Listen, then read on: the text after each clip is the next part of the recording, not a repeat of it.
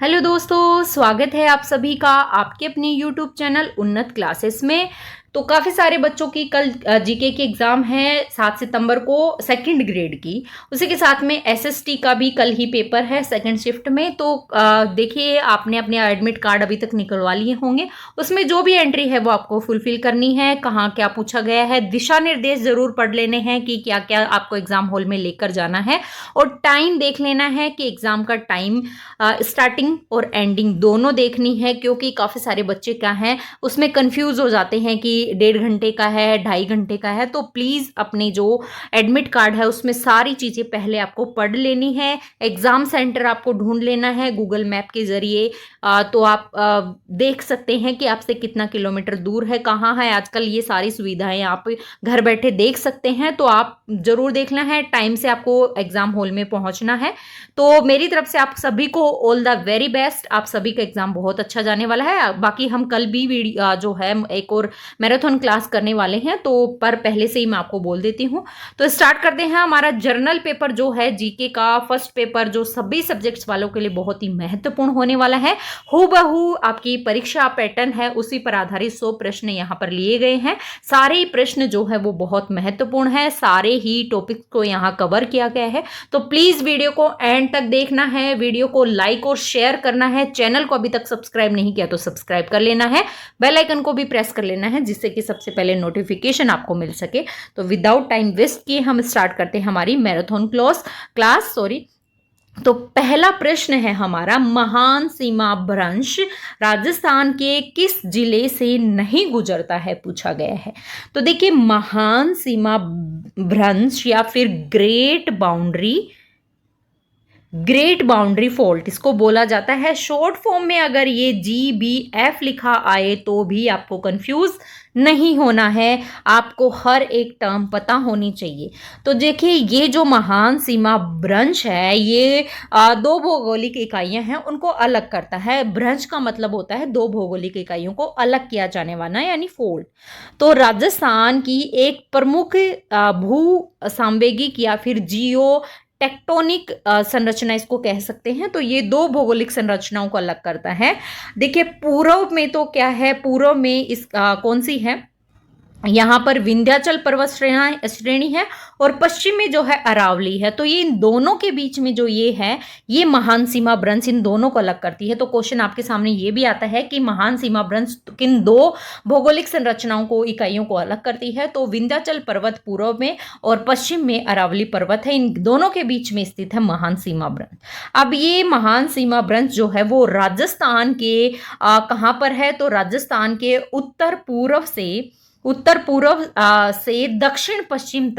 दक्षिण पश्चिम दिशा में इसका विस्तार है। और ये राजस्थान के कौन कौन से जिलों से गुजरता है, कोटा से गुजरता है, अरावली और विंध्य शैलियों के बीच में संगम पर ये आपस में जो बांटता है इसको। चित्तौड़गढ़ से ये बीच में स्थित है, विंध्य श्रेणी और अरावली के बीच में चित्तौड़गढ़ में भी स्थित है।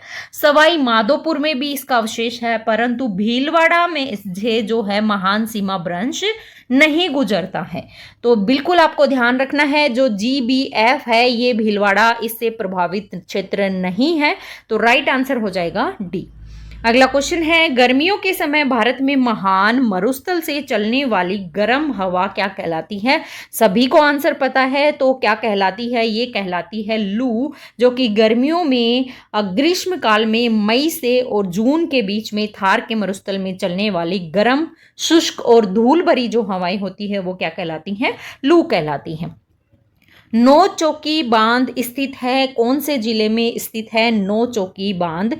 तो देखिए, नौ चौकी बांध आपके स्थित है राजसमंद जिले में। नौ चौकी बांध कौन सी नदी के तट पर, गोमती नदी के तट पर जो है वो नौ चौकी बांध स्थित है। कहाँ पर, राजसमंद जिले में।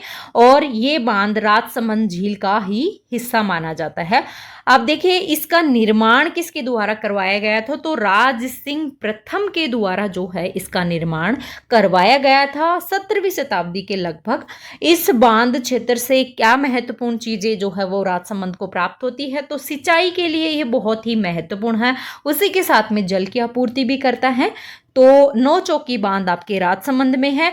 राजसमंद झील और नौ चौकी बांध दोनों क्या है, मेवाड़ की ऐतिहासिक और जल प्रबंधन विरासत को ये दर्शाता है।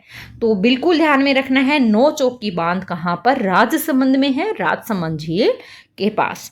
अगला क्वेश्चन है, अमृता देवी बिश्नोई किसके लिए प्रसिद्ध है। बहुत ही इजी क्वेश्चन है। देखिए क्वेश्चन हर तरीके के हैं आपके सामने, इजी क्वेश्चन भी है, मॉडरेट भी है और टफ भी है। तो तीनों तरीके के क्वेश्चन आपके, और ऐसा ही पेपर पैटर्न होता है एग्जैक्टली। तो काफ़ी सारे बच्चे जिन्होंने प्रिपरेशन की है उनको ये क्वेश्चन इजी लगेंगे, जिन्होंने नहीं की है उनको ये टफ लगेंगे। क्वेश्चन हर तरीके के पूछे जाते हैं। तो अमृता देवी बिश्नोई किसके लिए प्रसिद्ध है। अमृता देवी बिश्नोई जो है वो खेजड़ी के पेड़ को बचाने के लिए जो है वो मानी जाती है, प्रसिद्ध है। इन्होंने क्या किया था, देखिए 1730 में क्या हुआ था, 362 जो है बिश्नोई लोग थे, इन्होंने खेजड़ली गांव, जोधपुर में पड़ता है खेजड़ली गांव, तो इन्होंने खेजड़ी वृक्ष की कटाई को रोकने के लिए उस वृक्ष से लिपट गए थे, तो इन्होंने अपना बलिदान दिया था। लोग पूछे तो कितने, 362 कौन से जाति के बिश्नोई थे। 1730 में ये खेजड़ली आंदोलन होता है जिसमें अमृता देवी बिश्नोई और उनके साथ में 361 लोग और थे। इन्होंने पर्यावरण की रक्षा करने के लिए, पर्यावरण संरक्षण का प्रतीक ये माने जाते हैं बिश्नोई समुदाय के लोग, है ना। तो खेजड़ी के वृक्षों पेड़ों को बचाने के लिए अमृता देवी बिश्नोई जो है वो जानी जाती हैं। राजस्थान में भील जनजाति द्वारा मैदानी भागों में की जाने वाली कृषि है वो क्या कहलाती है। तो देखिए राजस्थान में भील जनजाति द्वारा मैदानी भागों में जो कृषि कहलाती है वो क्या कहलाती है, दजिया कृषि मैदानी क्षेत्रों की पारंपरिक कृषि विधि होती है और ये भील जनजाति के द्वारा मोस्टली की जाती है। इसमें कौन सी फसलें, मक्का और दालों की खेती यहाँ मोस्टली करी जाती है। तो किसके द्वारा, भील जनजाति के द्वारा ये की जाती है। उसी के साथ में अन्य क्षेत्रीय विधियां भी होती हैं इसकी, जैसे दजिया, चिमाता हो गया, दापा हो गया, तो ये भी कैसी हैं, क्षेत्रीय विधियां ही होती हैं। चिमाता और दापा किसकी, कृषि की क्षेत्रीय विधियां होती है। जैसे दजिया है वो भील जनजाति के द्वारा की जाती है, वैसे चिमाता और दजिया भी होती हैं, तो ध्यान में रखना है आपको। अगला क्वेश्चन है हमारा, कथनों पर विचार करना है और अच्छा सही कौन सा है। अब देखिए मैंने पहले भी आपको बताया है, आपको ये जो भेड़ हो गई, ऊंट हो गया, बकरी हो गई, गाय हो गई, भैंस हो गई, इनकी नस्लें जरूर याद करके जानी है, कौन सी नस्ल किसकी है। अब क्वेश्चन आ गया ना आपके सामने, लोही बकरी की नस्ल है, क्या सही है। तो देखिए लोही जो है वो बकरी की ही नस्ल मानी जाती है, लोही बकरी की। गुढ़ा भैंस की नस्ल है, तो देखिए जो गुढ़ा है वो भैंस की नस्ल नहीं है। जैसलमेरी ऊंट की नस्ल है, सभी को पता है, नाचना हो गया, जैसलमेरी हो गया, तो ये ऊंट की नस्ल है। इसको जैसलमेरी ऊंट की नस्ल जो है वो सर्वाधिक कहाँ पर पाई जाती है, जैसलमेर में सबसे ज्यादा पाई जाती है और इसे रेगिस्तान का क्या कहा जाता है, जहाज कहा जाता है ना। तो राइट आंसर ए और सी हो जाएगा आपके सामने, ऑप्शन नंबर सी, ठीक है। तो ये लोही बकरी जो है वो मारवाड़ी बकरी का ही उपनाम माना जाता है ना। तो राइट आंसर आपका क्या हो जाएगा, राइट आंसर ए और सी हो जाएगा। गुढ़ा देखिए भैंस की नस्ल नहीं मानी जाती है ना। तो ये सारी चीजें आपको ध्यान में रखनी है। अगला क्वेश्चन है हमारा, सूची 1 को 2 से मिलान करना है और सही उत्तर का हमको चयन करना है। तो देखिए यहाँ पर दी गई है उद्योग और उनकी अवस्थिति दी गई है। अब पहला दिया गया है आपके सामने, छोटा चीनी, तो चीनी के लिए कौन सी जो अवस्थिति क्या है, भोपाल सागर चीनी की मिल है जो कि चित्तौड़गढ़ में स्थित है, मेवाड़ शुगर मिल भी इसको बोलते हैं। सीमेंट के लिए मोडक, सीमेंट कहाँ पर, मोडक कहाँ, कोटा में पड़ता है और मंगलम सीमेंट का यहाँ पर कारखाना है। अब उर्वरक के लिए क्या है, गड़ेपान कहाँ पर है, गड़ेपान पड़ता है आपके कोटा में पड़ता है, चंबल फर्टिलाइजर का यहाँ पर है। और टायर ट्यूब के लिए सभी को पता है कांकरोली कहाँ पर पड़ता है, राजसमंद जिले में जो है वो कांकरोली पड़ता है। तो राइट आंसर इसका देखें, पहले में 2 हो जाएगा, तो ये दोनों तो कट हो गए, अब 2 इनमें बचता है, पहले में 2 है, दूसरे में 4 है, तो देखिए ये ऑप्शन नंबर डी में दिया गया है। आप इन्हीं से ऐसे एलिमिनेट करेंगे ना क्वेश्चन को, तो आपका आंसर मतलब बहुत टाइम नहीं लगाएगा, आप इजीली इसको कर पाएंगे। बशर्ते आपको आंसर मतलब पता होना चाहिए लोकेशन किसकी कहाँ पर है। अगला क्वेश्चन है, जनगणना 2011 के अनुसार निम्नलिखित जिलों के लिंगानुपात के आधार पर सही अवरोही क्रम का चयन करना है। लिंगानुपात पूछा गया है। लिंगानुपात मतलब प्रति हजार पुरुषों पर महिलाओं की संख्या होती है। नहीं पता तो दोबारा सुन लीजिएगा। लिंगानुपात का मतलब होता है 1000 पुरुषों पर महिलाओं की संख्या। इसमें पूछा है अवरोही क्रम पूछा है आपको, ठीक है। तो इसमें अवरोही क्रम में अगर हम देखें, देखिए अलवर का कितना है 894 है। अब सबसे पहले आपको पता होना चाहिए किसमें कितना लिंगानुपात है। अब पाली का अगर देखें तो पाली में लगभग 987 है ना। और फिर आता है टोंक, तो टोंक में कितना है 949 है। और लास्ट में आता है दौसा, तो दौसा में 904 है। तो ये तो आपका कहीं नहीं मैच करता है। दूसरा है पाली, पाली में अभी हमने देखा था कितना था 987 था, ठीक है यहाँ लिख लेते हैं एक बार 987, ठीक है। उसके बाद आता है टोंक, टोंक का हमने अभी देखा था 949 था, मतलब ये यहाँ तक तो सही है। आगे देखते हैं, आगे दिया गया है दौसा, दौसा में 904 है, ठीक है।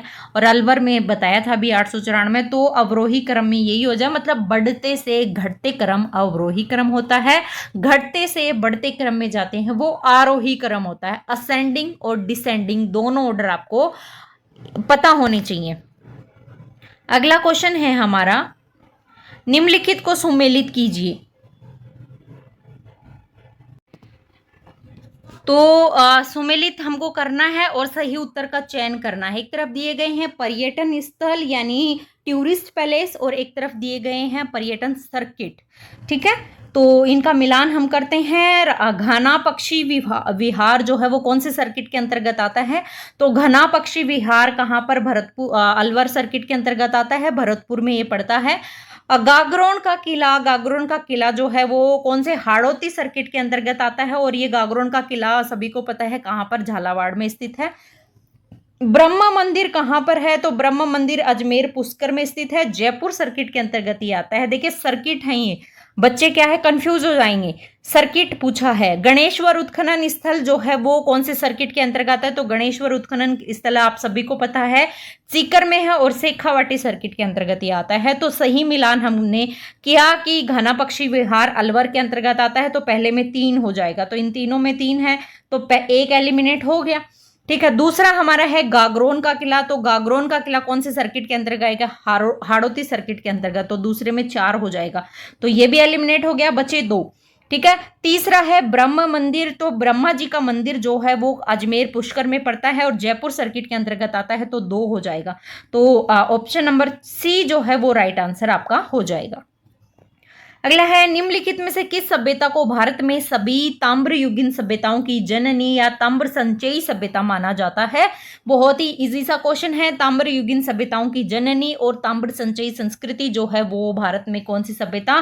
गणेश्वर सभ्यता को जाना जाता है। भारत में पहली बार किसी स्थान से इतनी मात्रा में तांबा जो है वो कहाँ से प्राप्त हुआ है? गणेश्वर सभ्यता से यहाँ तांबे के उपकरण प्राप्त हुए हैं। तो इन उपकरणों में 99% जो है तांबा था, है ना। तो यहाँ पर तांबे की प्रचुर मात्रा के प्रमाण मिलने के कारण इन्हें ताम्र सभ्यताओं की जननी कहा जाता है। ताम्रयुगीन सभ्यताओं की जननी ताम्र नगरी आहड़ को कहा जाता है, ताम्रयुगीन सभ्यताओं की जननी गणेश्वर को कहा जाता है। दोनों में कंफ्यूज बिल्कुल भी नहीं होना है। भीम डूंगरी, गणेश डूंगरी राजस्थान की किन सभ्यताओं से संबंधित है? तो भीम की डूंगरी और गणेश की डूंगरी जो है वो बैराठ सभ्यता से संबंधित है। बैराठ सभ्यता से ये मानी जाती है। देखिए 1999 में क्या हुआ था? बीजक की पहाड़ी जयपुर बैराठ में पड़ती है। बीजक की पहाड़ी, भीम की डूंगरी, गणेश की डूंगरी, ये सभी। तो 1999 में बीजक की पहाड़ी से क्या हुआ था कि अशोक के जो हैं, अशोककालीन यहाँ पर क्या मिले थे, अशोककालीन स्तंभ मिले थे, बौद्ध मंदिर प्राप्त हुए थे कि देखिए अंतिम समय में अशोक ने बौद्ध धर्म ग्रहण किया था, सभी को पता है। चंद्रगुप्त मौर्य ने जैन धर्म ग्रहण किया था। तो यहाँ से बौद्ध मठ मिले हैं, बौद्ध स्तूप मिले हैं। कहाँ से मिले हैं? अशोककालीन बौद्ध मठ और बौद्ध स्तूप कहाँ से प्राप्त हुए हैं? बीजक की पहाड़ी बैराट से प्राप्त होते हैं, जो कि कौन से संप्रदाय के थे? हीनयान संप्रदाय के थे। ठीक है, तो राइट आंसर बैराट। अगला क्वेश्चन है, प्रतिहार वंश की मंडोर शाखा के किस शासक ने अपनी राजधानी मंडोर से मेड़ता स्थानांतरित की थी? ठीक है, तो कौन सा शासक था जिन्होंने क्या किया था कि मंडोर शाखा के शासक थे, मंडोर से मेड़ता अपनी राजधानी इन्होंने स्थानांतरित की थी? तो ये थे नागभट्ट प्रथम। नागभट्ट प्रथम जो है वो इन्होंने कहाँ से मंडोर से मेड़ता अपनी राजधानी जो है वो क्या की थी? स्थानांतरित की थी। अब देखिए नागभट्ट प्रथम है वो बहुत ही महान जो है वो क्या थे? शासक थे। किसके अनुसार? घटियाल शिलालेख के अनुसार। घटियाल शिलालेख में जो है वो नागभट्ट प्रथम ने मंडोर की पूर्वी सीमा का विस्तार किया था और राजधानी क्या बनाया था? मेड़ता को बनाया था। ये किस में कहा गया है? घटियाल शिलालेख में ये उल्लेख प्राप्त होता है। वहीं ग्वालियर प्रशस्ति है, ग्वालियर प्रशस्ति में जो है इन्हें नारायण और मल्लेच्छों का नाशक कहा गया है। किसको? नागभट्ट प्रथम को। ये दो चीजें आपको नागभट्ट प्रथम से संबंधित याद रखनी है। नागभट्ट प्रथम को नाहड़ के नाम से भी पुकारा जाता है। ठीक है, तो घटियाल शिलालेख में नागभट्ट प्रथम ने राजधानी क्या बनाई थी? मेड़ता को बनाया था। किसमें? घटियाल शिलालेख के अनुसार। ग्वालियर प्रशस्ति में इन्हें क्या कहकर पुकारा गया है? नारायण और मल्लेच्छों का नाशक। वहीं नागभट्ट प्रथम को नाहड़ के नाम से भी पुकारा जाता था। तो नागभट्ट प्रथम के बारे में ये सारी चीजें आपको याद रखनी है। चित्तौड़ का राणा रतन सिंह किस वंश का था? तो चित्तौड़ के राणा रतन सिंह 1301 से लेकर 1303 ईस्वी तक रावल शाखा के अंतिम शासक माने जाते हैं। और किस वंश से थे? तो गुहिल वंश के शासक थे ये जो है रतन सिंह का छोटा भाई कौन था? कुंभकर्ण। इन्होंने नेपाल जाकर गुहिल वंश की शाखा स्थापित की थी। तो गुहिल वंश के थे ये राणा रतन सिंह। इनके समय में क्या हुआ था? मलिक मोहम्मद जायसी ने पद्मावत लिखी थी और इसमें पद्मावत में इन्होंने कहा था कि शेरशाह सूरी ने जो है वो चित्तौड़ पर आक्रमण किया था। अलाउद्दीन खिलजी ने। तो अलाउद्दीन खिलजी ने पद्मिनी के सौंदर्य को देखकर जो है वो 1303 में चित्तौड़ पर आक्रमण किया था। ये मलिक मोहम्मद जायसी कहते हैं पद्मावत में। ठीक है, तो राइट आंसर ये गुहिल वंश के थे। और इनकी पत्नी कौन थी? रानी पद्मावती थी। सभी ने मूवी देखी होगी। तो इनकी पद्मावती की सुंदरता को लेकर ही जो 1303 में अलाउद्दीन खिलजी ने चित्तौड़ पर आक्रमण किया और फिर जो है यहाँ पर जौहर होता है और पद्मिनी जो है वो कई रानी पद्मिनी जौहर करती है कई सारी दासियों के साथ में। महाराणा प्रताप का राज्याभिषेक सर्वप्रथम हुआ था। देखिए पहले भी मैं आपको बता चुकी हूँ महाराणा प्रताप का 2 बार राज्याभिषेक होता है, लेकिन एक बार होता है जब वो उनकी आयु छोटी थी। तो महाराणा प्रताप का राज्याभिषेक गोगुंदा में होता है। गोगुंदा में जो है अखेराज सोनागरा की सहायता से इनको महाराणा प्रताप को मेवाड़ की गद्दी पर बिठाया जाता है। तो गोगुंदा में महादेव बावड़ी में जो है इनको इनका क्या होता है क्या होती है राज्याभिषेक होता है, जो कि कमर बंधाई तलवार बंधाई कर लगाते हैं ना कृष्णदास चूड़ावत। तो राणा प्रताप की कमर पर तलवार बांधी जाती है। विधिवत रूप से जो है वो कहाँ पर होता है? फिर विधिवत रूप से आपका कुंभलगढ़ में होता है। तो दोनों क्वेश्चन अलग अलग है। देखिए 2 बार होता है। राज्याभिषेक कहाँ हुआ? गोगुंदा में। लेकिन यही अगर आपके सामने आ जाए कि विधिवत रूप से कहाँ होता है, तो विधिवत रूप से ये होता है कुंभलगढ़ में, है ना, जिसमें मारवाड़ के राव चंद्रसेन भी इसमें शामिल थे। तो विधिवत रूप से राज्याभिषेक आपके कुंभलगढ़ में। और वैसे अगर क्वेश्चन ये जैसे अभी पूछा है कि राज्याभिषेक सर्वप्रथम कहाँ हुआ? गोगुंदा में होता है। अगला क्वेश्चन है 1574 में चंद्रसेन ने के विद्रोही होने पर अकबर ने उसे दंड देने के लिए किसे भेजा था। तो देखिए 1574 में चंद्रसेन के विद्रोही होने पर अकबर ने उसे दंड देने के लिए किसको भेजा था राय सिंह को। राव चंद्रसेन जो है वो 1562 से लेकर 1581 तक इनका शासन माना जाता है। 1571 में क्या कहा था कि अकबर ने खान कला और भद्राजून पर आक्रमण के लिए इनको भेजा। चंद्रसेन अपने भतीजे कौन थे, कल्ला राठौड़ के साथ में जो है वो सोजत चले गए थे। तो सोजत से चंद्रसेन सिवाना आ गए। तब क्या हुआ था कि अकबर ने 1572 में बीकानेर के राय सिंह को जोधपुर का शासक बनाया। राय सिंह कहाँ के शासक थे, बीकानेर को, और 1574 में सिवाना पर आक्रमण कर दिया। लेकिन सिवाना पर अंतिम रूप से 1576 ईस्वी में शाहबाज खां द्वारा इस पर अधिकार कर लिया गया था। तो राय सिंह कहाँ के शासक थे, बीकानेर के। अब चंद्रसेन जो है वो मारवाड़ के प्रथम शासक थे। मारवाड़ के क्या थे, प्रथम शासक थे जिन्होंने छापा मार, अभी बच्चे यहीं रह जाएंगे, आगे बढ़ेंगे नहीं, उससे पहले कमेंट कर देंगे बेटा इन्होंने मारवाड़ के प्रथम शासक थे जिन्होंने क्या किया था, छापा मार युद्ध प्रणाली का प्रयोग किया था। छापामार युद्ध प्रणाली। अब छापामार युद्ध प्रणाली का प्रयोग और किसने किया था वो आप कमेंट करके बताएंगे किसने किया था ना। तो छापामार युद्ध प्रणाली का प्रयोग करने वाले चंद्रसेन मारवाड़ के प्रथम शासक थे। इन्होंने मुगलों के साथ संघर्ष किया था। तो चंद्रसेन जो है वो मारवाड़ का पहला राजपूत था जिन्होंने अकबर की अधीनता नहीं स्वीकार की थी, मरते दम तक नहीं स्वीकार की थी। तो ये चंद्रसेन के बारे में आपको याद रखना है। चंद्रसेन ने मारवाड़ के शासक थे जिन्होंने अकबर की अधीनता को स्वीकार नहीं किया था। अकबर ने भेजा किसको था, तो बीकानेर के राय सिंह को जो है वो भेजा था। निम्नलिखित में से किस ब्रिटिश अधिकारी ने तात्या टोपे को फांसी देने के लिए ब्रिटिश सरकार की आलोचना की थी, किसने की थी। तो देखिए तात्या टोपे को फांसी देने के लिए, तात्या टोपे को सबसे पहले देखिए 7 अप्रैल, डेट आपको याद होनी चाहिए, 1859 में जो है नरवर के जंगलों से तात्या टोपे को गिरफ्तार किया जाता है और जैसलमेर के अलावा राजपूताना राज्य के प्रत्येक रियासत में इनको घुमाया जाता है।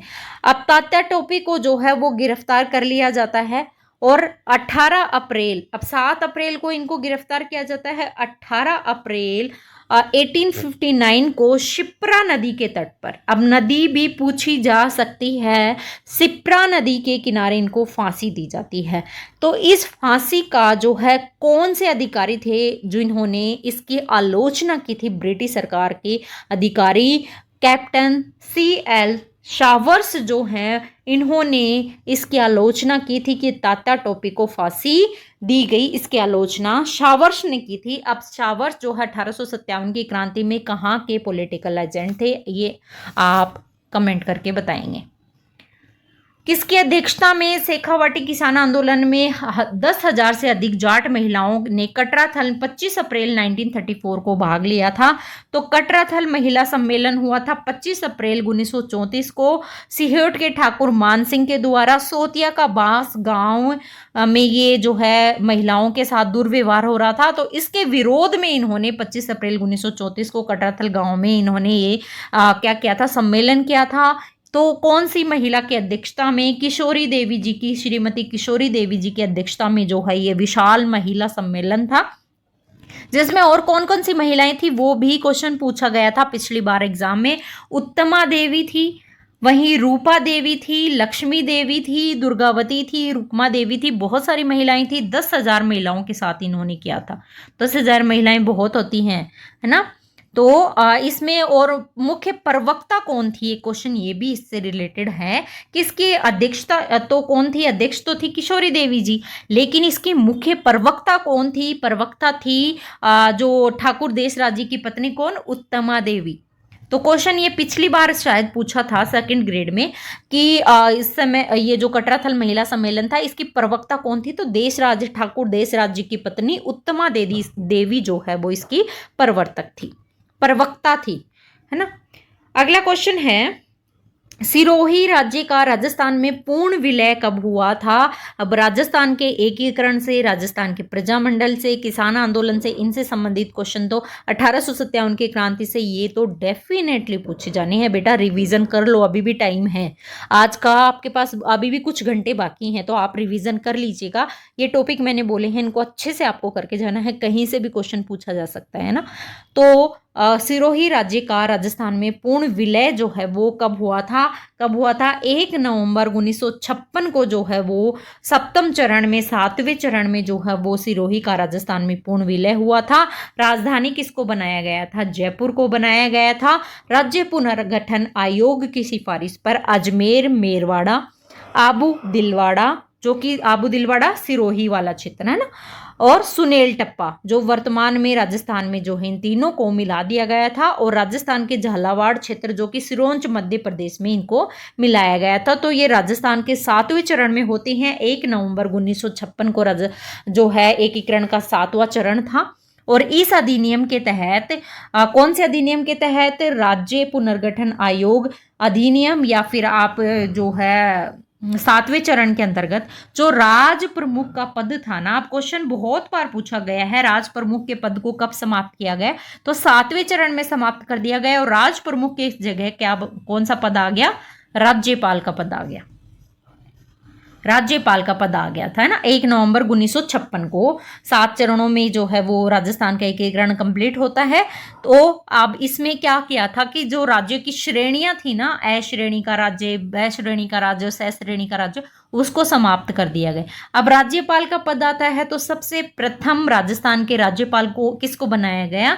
सरदार गुरुमुख निहाल, सरदार गुरुमुख निहाल सिंह को, ठीक है, निहाल चंद को, या निहाल सिंह, कुछ भी आ जाए तो आपको राइट आंसर करना है। प्रथम राज्यपाल थे।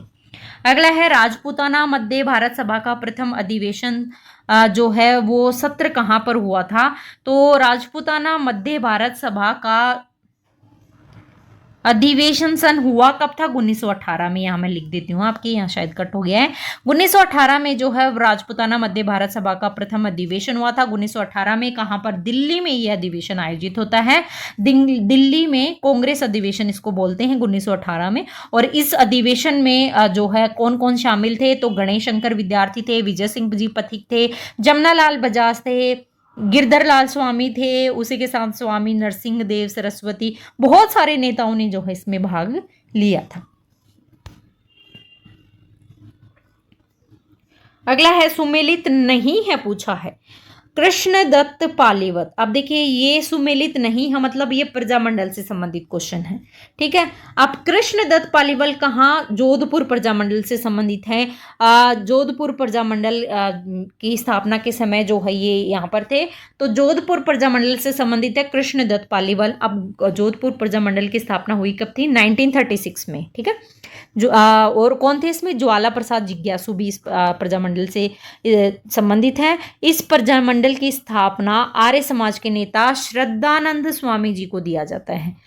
प्रेरणा से हुई थी, किसकी प्रेरणा से? श्रद्धानंद स्वामी जी की प्रेरणा से, जो कि आर्य समाज से संबंधित थे, 1936 में। दूसरा है मथुरा दास माथुर, मारवाड़ प्रजामंडल से संबंधित है। बिल्कुल मथुरा दास माथुर जो है मारवाड़ प्रजामंडल से संबंधित है। इससे साथ में कन्हैया लाल जी थे, आनंद राज सुराणा थे, भंवर लाल शराफ थे, रणछोड़ दास गट्टानी थे। ये मारवाड़ प्रजामंडल थे। दोनों सही है। गोपीलाल यादव भरतपुर प्रजामंडल, तो ये भी एकदम सही है। भरतपुर प्रजामंडल की कब स्थापना होती है? 1938 में। इसके अध्यक्ष कौन थे? गोपीलाल यादव थे। भरतपुर प्रजामंडल की स्थापना हुई कहाँ थी? तो रेवाड़ी हरियाणा में होती है। पहले पिछले वीडियो में करवा चुकी हूँ, ठीक है। अब आता है अगला हरिमोहन माथुर करौली। तो देखिए हरिमोहन माथुर करौली, ये गलत आपका यहाँ पर हो जाएगा। हरिमोहन माथुर मैंने अभी बताया था कौन से प्रजामंडल से संबंधित है, बताया ना, आप कमेंट करके बताएंगे, ठीक है। तो करौली प्रजामंडल से संबंधित कौन थे? करौली प्रजामंडल की स्थापना भी कब होती है? 1938 में। और त्रिलोकचंद माथुर, चिरंजीलाल वर्मा, कुंवर मदन सिंह, ये सभी जो है इस प्रजामंडल से संबंधित है। हरिमोहन माथुर नहीं है, तो डी राइट आंसर हो जाएगा। जाहर पीर के नाम से कौन से लोक देवता को जाना जाता है? करवा चुकी हूं। देखिए बहुत सारे क्वेश्चन हैं जो रिपीट हैं पर थोड़े घुमा के, एग्जैक्ट वैसा ही मैं नहीं पूछ रही हूँ। जहार पीर के नाम से किसे हम जानते हैं?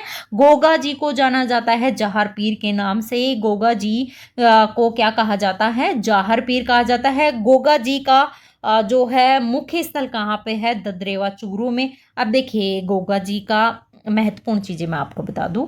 गोगा जी जो है इनका सिर जो है ददरेवा चूरू में गिरा, जिसके कारण यहां पर क्या बनी? शीर्ष मेड़ी, है ना, शीर्ष मेड़ी या शीश मेड़ी भी जिसको कहा जाता है। धड़ गिरा कहां पर? नाहड़ नोहर हनुमानगढ़ में। धड़ कहाँ गिरा? नोहर हनुमानगढ़ में। इस कारण इसको क्या बोलते हैं? धुर मेड़ी बोला जाता है, धुर मेड़ी बोला जाता है। और गोगा मेड़ी भी बोलते हैं। बहुत बड़ा मेला यहाँ पर आयोजित हुआ है जो भी कुछ ही समय पहले था। तो जाहर पीर के नाम से किसको बोलते हैं हम? गोगा जी को जानते हैं। बता दिया मैंने आपको। सिर कहाँ पर गिरा? ददरेवा चूरू में, जिसको शीर्ष मेड़ी बोला जाता है। और हनुमानगढ़ के नौहर में जो इनका धड़ गिरा तो इसको धूर मेड़ी कहा जाता है। ये टर्म आपको याद रखनी है। अगला है बीकानेर के निकट संभराथल को किसने अपना कर्म स्थल बनाया था? तो संभराथल को कर्म स्थल बनाने वाले कौन थे? जाम्बो जी। जाम्बो जी ने जो है वो यहाँ पर अपना क्या बनाया था? कर्म स्थल बनाया था। किसको? संभराथल को। ठीक है। जाम्बो जी जो है वो कौन से परिवार से संबंधित थे? तो ये देखिए राजपूत थे, ये राजपूत थे। और इनका जन्म कहाँ पर हुआ था? तो पीपासर नागौर में इनका जन्म होता है भाद्रपद कृष्ण अष्टमी को। भाद्रपद कृष्ण अष्टमी को जो है वो जाम्बो जी का जन्म होता है। गोत्र अगर पूछे तो गोत्र इनका पंवार था। गुरु कौन थे? जाम्बो जी के गुरु कौन थे? गुरु गोरखनाथ जी। ठीक है। अब देखिए संभराथल में जो है वो कार्तिक कृष्ण अष्टमी के दिन जो है यहाँ पर विष्णुई संप्रदाय की स्थापना हुई थी। और यहाँ पर बहुत बड़ा मेला भी आयोजित होता है। यहाँ जो ऊंचा टीला विष्णुई संप्रदाय के धोक या धोरे के नाम से जाना जाता है। तो जाम्बो जी किससे जुड़े हुए हैं? संभराथल किस कर्म स्थल किसका है? जाम्बो जी का। किलों के निम्न जोड़ों में से किसे तारागढ़ किलों के नाम से जाना जाता है? देखिए तारागढ़ के 2 किले हैं राजस्थान में, है ना। एक कौन सा किला है? अजमेर का किला है और एक बूंदी का किला। ये 2 किले तारागढ़ के नाम से जाने जाते हैं। तो अजमेर का अजमेरू दुर्ग और बूंदी का किला दोनों तारागढ़ के नाम से जाने जाते हैं। अजमेर के किले के संस्थापक माने जाते हैं अजय राज चौहान, जिन्होंने 1113 ईस्वी में बीठली पहाड़ी पर जो अजमेरू दुर्ग का निर्माण करवाया था, जिसे तारागढ़ या गढ़बीदली दुर्ग भी कहा जाता है। गढ़बीठली या गढ़बीदली दुर्ग कहा जाता है। और जो इसका जीर्णोद्वार करवाया गया था वो किसने करवाया था? देखिए स्थापना किसने, निर्माण करवाया था किसने? अजय राज चौहान ने। लेकिन इसका जीर्णोद्वार करवाया गया था पृथ्वीराज राठौड़ के द्वारा। और पृथ्वीराज राठौड़ को किस नाम से जानते हैं हम? उडना राजकुमार। उडना राजकुमार के नाम से जानते हैं। किसको? पृथ्वीराज चौहान को नहीं, पृथ्वीराज को। ठीक है। चौहान अलग है, पृथ्वीराज अलग है। तो पृथ्वीराज जो कि मेवाड़ के शासक थे, इन्होंने इसको जो है वो क्या करवाया था? जीर्णोद्वार कराया था। इनकी पत्नी का नाम था तारा। तो इन पत्नी के नाम पर जो है इसका नाम पड़ा था तारागढ़ दुर्ग, है ना। वहीं अब जो बूंदी का दुर्ग है, बूंदी के दुर्ग का निर्माण 1354 ईस्वी में जो है वो तारागढ़ दुर्ग का निर्माण करवाया गया था। किसके द्वारा? बरसिंघाड़ा के द्वारा। किसके द्वारा? बरसिंघाड़ा के द्वारा बूंदी में तारागढ़ दुर्ग का निर्माण करवाया गया था। दोनों तारागढ़ दुर्ग के बारे में मैंने बता दिया है। किसने? अजमेर में अजयपाल चौहान के अजयराज चौहान के द्वारा, जो कि अजमेर के संस्थापक भी माने जाते हैं। बीठली पहाड़ी पर इसका निर्माण करवाया। जीर्णोद्वार जो है उडना राजकुमार पृथ्वीराज ने करवाया था। उनकी पत्नी का नाम था तारा, इस कारण इसका नाम तारागढ़ दुर्ग पड़ा। और बरसिंघाड़ा ने 1354 में बूंदी में तारागढ़ दुर्ग का निर्माण करवाया। तो राजस्थान के 2 किले तारागढ़ के नाम से जाने जाते हैं। निम्नलिखित में से कौन राजपूताना चित्रकला के स्कूलों को उनकी शैलियों के अनुसार सही सुमेलित नहीं है? क्वेश्चन ध्यान से पढ़ना है आपको। मेवाड़ स्कूल, नाथद्वारा और देवगढ़ शैलियां बिल्कुल सही है। मेवाड़ स्कूल जो कि उदयपुर चित्र शैली से संबंधित है, नाथद्वारा चित्र शैली, देवगढ़ चित्र शैली और एक चावंड चित्र शैली। ठीक है। ये मेवाड़ स्कूल के अंतर्गत आती है। मारवाड़ स्कूल के अंतर्गत आपके आती है किशनगढ़, नागौर, जोधपुर, बीकानेर, अजमेर, जैसलमेर। ये सारी शैलियां जो है वो मारवाड़ के अंतर्गत आती हैं।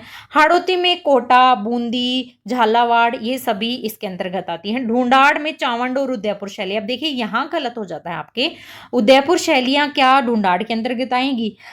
ढूंढाड़ में चावंड और उदयपुर नहीं आएंगी। ढूंढाड़ में आमेर आ गया, जयपुर शैली आ गई, शेखावाटी आ गई, उनियारा जो कि टोंक की है, अलवर शैली आ गई, तो ढूंढाड़ में आएंगी। ऑप्शन नंबर डी जो है वो गलत हो जाएगा।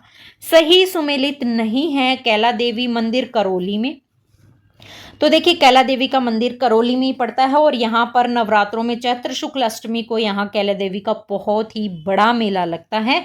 कपिल मुनि का मेला कोटा में, ये गलत हो जाएगा ना। कपिल मुनि का मेला कहाँ? बीकानेर के कोलायत में लगता है, ना कि कहाँ पर, कोटा में। तो बी ऑप्शन आपके सामने ये गलत हो जाएगा। कार्तिक पूर्णिमा को यहाँ पर मेला आयोजित होता है कपिल मुनि का।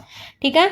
अब भरतरी मेला अलवर में, तो भरतरी का मेला जो है वो शुक्ल भाद्रपद शुक्ल अष्टमी को भरतरी का मेला कहाँ पर? अलवर में आयोजित होता है, ये भी सही है। शीतला माता चाकसू में, बिल्कुल शीतला माता का जो है मंदिर चाकसू में है और यहाँ पर चैत्र कृष्ण अष्टमी को नवरात्रों में जो है यहाँ पर भी बहुत बड़ा मेला आयोजित होता है। ठीक है, तो आंसर क्या हो जाएगा आपके सामने? कपिल मुनि का मेला कोलायत बीकानेर में है। मारवाड़ की दामनी क्या था? मारवाड़ में दामनी क्या था? अच्छा, मारवाड़ में दामनी एक प्रकार की ओढ़नी का प्रकार है मारवाड़ में। कहाँ पर? मारवाड़ में स्त्रियों के द्वारा लाल रंग के धागों की कसीदीकारी की हुई ओढ़नी जो है वो दामड़ी कहलाती है। ठीक है, तो मारवाड़ की औरतों की जो है दामड़ी क्या है? एक प्रकार की ओढ़नी है। अगला है झोरावा लोकगीत का संबंध कहाँ से है? तो देखिए झोरावा लोकगीत का संबंध जो है वो कहाँ से संबंधित है? जैसलमेर से संबंधित है। जैसलमेर जिले में पति के परदेश जाने पर उसके वियोग में जो गीत गाए जाते हैं ना, वो क्या कहलाते हैं? झोरावा कहलाते हैं। ठीक है। एक देखिए एक गीत और पूछा जाता है, मैं यही बता दूं आपको, कुरंजा गीत होता है, कुरंजा गीत। अब कुरंजा गीत जो है ये भी एक विरह गीत होता है जिसमें प्रियतम को गीत के माध्यम से संदेश विरह में उसके ये गीत गाया जाता है। तो ये भी स्त्री के पतिव्रत धर्म पर अटल रहना बताया गया है इस गीत में, कुरजा गीत। और एक और गीत है पीपली गीत, ये भी विरह गीत है। तो 3 विरह गीत मैंने बता दिए। झोरावा जैसलमेर में गाया जाता है, पीपली शेखावाटी क्षेत्र और मारवाड़ क्षेत्र के कुछ भागों में वर्षा ऋतु में गाया जाता है, रेगिस्तान के इलाकों में। और ये विरह गीत ही है, बता दिया मैंने आपको। प्रेयसी जो है अपने परदेसी पति को बुलाती है इस गीत के माध्यम से, और एक कुरजा। तो ये 3 विरह गीत हैं। अगला है राजस्थान की भाषा के लिए राजस्थानी शब्द का प्रयोग सबसे पहले किसने किया?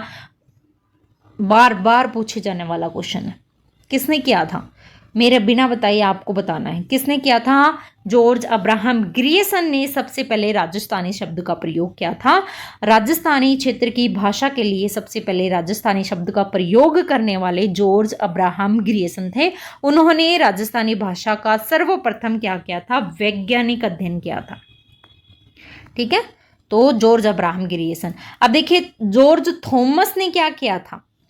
क्वेश्चन आप बहुत बार देखिए बच्चे यहाँ कंफ्यूज हो जाते हैं, यहाँ क्या है? राजस्थानी।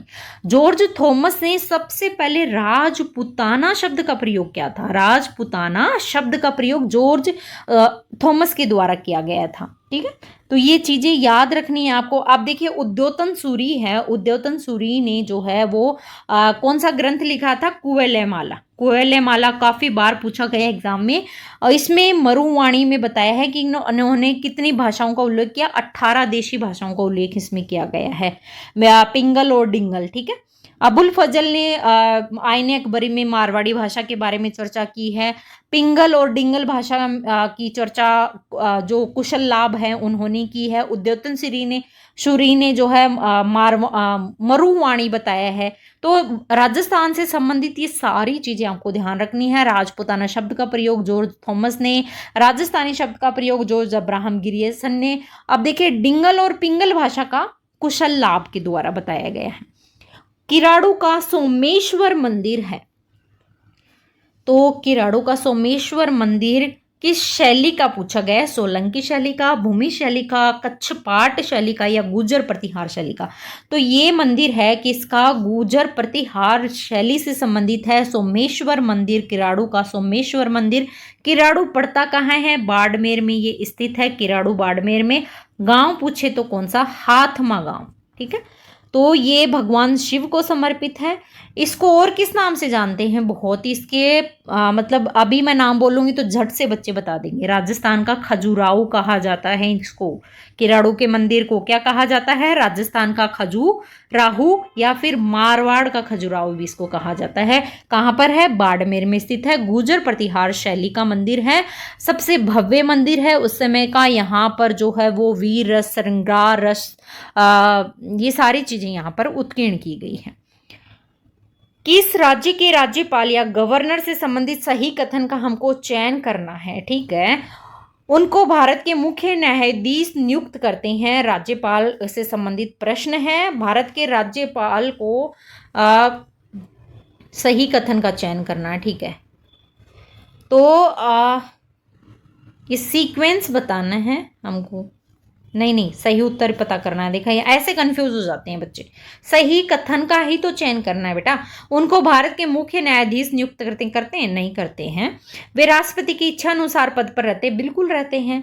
वे राज्य की कार्यकारी शक्तियां उसमें निहित होती है। राज्यपाल में मैं करवा चुकी हूँ, राज्य की कार्यकारी शक्तियां राज्यपाल में निहित होती है और 5 वर्ष के लिए पद पर रहते हैं। ठीक है, तो राज्यपाल के जो कार्यकाल है वो कौन से अनुच्छेद में? 156 में राज्यपाल के पदावधि और कार्यकाल का उल्लेख है। राष्ट्रपति के प्रसाद पर्यंत पद धारण करता है। कार्यकाल पद ग्रहण से 5 वर्ष का होता है। तो ये सारी चीजें तीनों सही हैं। ये वाला तो गलत हो जाएगा, न्यायाधीश द्वारा नियुक्त तो नहीं होते हैं राज्यपाल। तो ये अनुच्छेद में किस में है? पदावधि और कार्यकाल 156 में। अनुच्छेद भी आपको ध्यान रखना है। तो 2, 3 और 4, ऑप्शन नंबर सी इसका सही उत्तर हो जाएगा। भारतीय राज्य के राज्यपाल के बारे में निम्नलिखित में कौन सा कथन सत्य नहीं है? पूछा अब यहाँ पे। तो उनकी नियुक्ति भारत के राष्ट्रपति द्वारा होती है। अभी मैंने बताया आपको। वह 1 से अधिक राज्यों का राज्यपाल हो सकता है? बिल्कुल हो सकता है, 1 से अधिक राज्यों का राज्यपाल हो सकता है। वह 5 साल की अवधि के लिए पद पर रहता है। अभी मैंने बताया। यह है संबंधित राज्य की विधानमंडल उसे हटाने के लिए प्रस्ताव पारित करती है, उससे पहले ही हटाया। क्या ऐसा है? बिल्कुल नहीं है। राष्ट्रपति के प्रसाद पर्यंत पद पर बने रहते हैं, 5 वर्ष के लिए होते हैं। 1 से अधिक राज्यों के राज्यपाल हो सकते हैं, राष्ट्रपति के द्वारा नियुक्त किए जाते हैं और राज्यपाल के हटाने के कारणों या प्रक्रिया का उल्लेख संविधान में नहीं है। ठीक है, तो ये ध्यान रखना है राज्यपाल से संबंधित। मंत्रिमंडल कैबिनेट शब्द का उल्लेख संविधान की किस अनुच्छेद में किया गया है? तो मंत्रिमंडल शब्द का उल्लेख जो है वो मूल संविधान में किया गया? तो देखिए, मंत्रिमंडल का मूल संविधान में उल्लेख नहीं था। इसका उल्लेख 44वां संविधान संशोधन आया था। कब आया था? 1978 में अनुच्छेद 352 में संशोधन हुआ था और उस समय मंत्रिमंडल या फिर कैबिनेट शब्द का प्रयोग किया गया। मंत्रिमंडल में कौन कौन शामिल होते हैं? केवल कैबिनेट मंत्री ही शामिल होते हैं, राज्य मंत्री और उप मंत्री इसमें नहीं आते हैं। तो यह अनुच्छेद कौन सा हो जाएगा? 352 हो जाएगा, जो कि 44वां संविधान संशोधन 1978 के द्वारा शामिल किया गया था। मूल संविधान में मंत्रिमंडल शब्द का उल्लेख नहीं था। क्वेश्चन ये भी आ सकता है, तो ये ध्यान रखना। क्वेश्चन आएगा, क्या मूल संविधान में मंत्रिमंडल का उल्लेख था? नहीं था, सॉरी नहीं था, ध्यान में रखिएगा आप। ठीक है, अगला क्वेश्चन है, कौन सा कथन गलत है? पूछा है। कमला बेनीवाल राजस्थान की पहली महिला मंत्री थी। करवाया था मैंने पिछली बार, थी ना? राजस्थान की पहली महिला मंत्री कमला बेनीवाल। राजस्थान की जो भी महिलाएं थी, जैसे कि प्रतिभा देवी सिंह पाटिल, वसुंधरा देवी राजे, सारे मैंने अब करवाए हैं। कौन महिला अध्यक्ष थी, राज्यसभा अध्यक्ष, लोकसभा स्पीकर, सभी मैंने आपको करवाए हैं।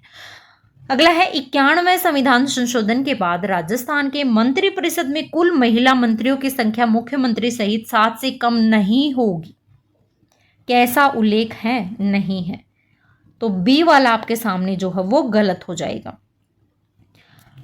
अगला है 91वें संविधान संशोधन, राजस्थान मंत्री कुल मंत्रियों की संख्या 12 से कम नहीं होगी। अब देखिए यही इसका यहाँ डेफिनेशन आ गई ना, यहाँ क्या बोला 7 से कम नहीं होगी, यहाँ 12 से कम नहीं होगी, तो राइट मतलब गलत कौन सा हो जाएगा, बी वाला गलत हो जाएगा। ठीक है, 91वें संविधान संशोधन के बाद राजस्थान के मंत्रिपरिषद में कुल मंत्रियों की संख्या मुख्यमंत्री सहित 30 से अधिक नहीं होगी। सारी चीजें सही है, तो गलत कौन सी हो जाएगी, बी। अगला है राजस्थान लोक सेवा आयोग के संबंध में निम्नलिखित कथनों पर विचार करना है, कौन सा कथन सही है पूछा गया है। ठीक है, तो राजस्थान आयोग के अध्यक्ष और सदस्य अब तक अपने पद पर बने रहते हैं जब तक 6 वर्ष का कार्यकाल या 60 वर्ष की आयु पूर्ण कर ले, नहीं 60 नहीं 62 वर्ष की आयु पूर्ण कर ले, जो भी पहले हो तब तक कार्यरत होते, तब पहला तो गलत हो जाएगा। इसका गठन 1 अगस्त 1949 को हुआ, मैं पहले भी बता चुकी हूँ। आप आरपीएससी की एग्जाम देने जा रहे हैं और आपको यही नहीं पता उसका गठन कब हुआ। आरपीएससी का गठन हुआ था 22 दिसंबर 1949 को, 1 अगस्त 1949 जो है वो क्या हो जाएगा, गलत हो जाएगा, तो बी भी गलत हो जाएगा। अगला है आयोग का सदस्य बनने के लिए कोई योग्यता निर्धारित नहीं है सिवाय इसके कि आधे सदस्य केंद्र या राज्य सरकार के अधीन 10 वर्ष तक पदासीन रहे हों।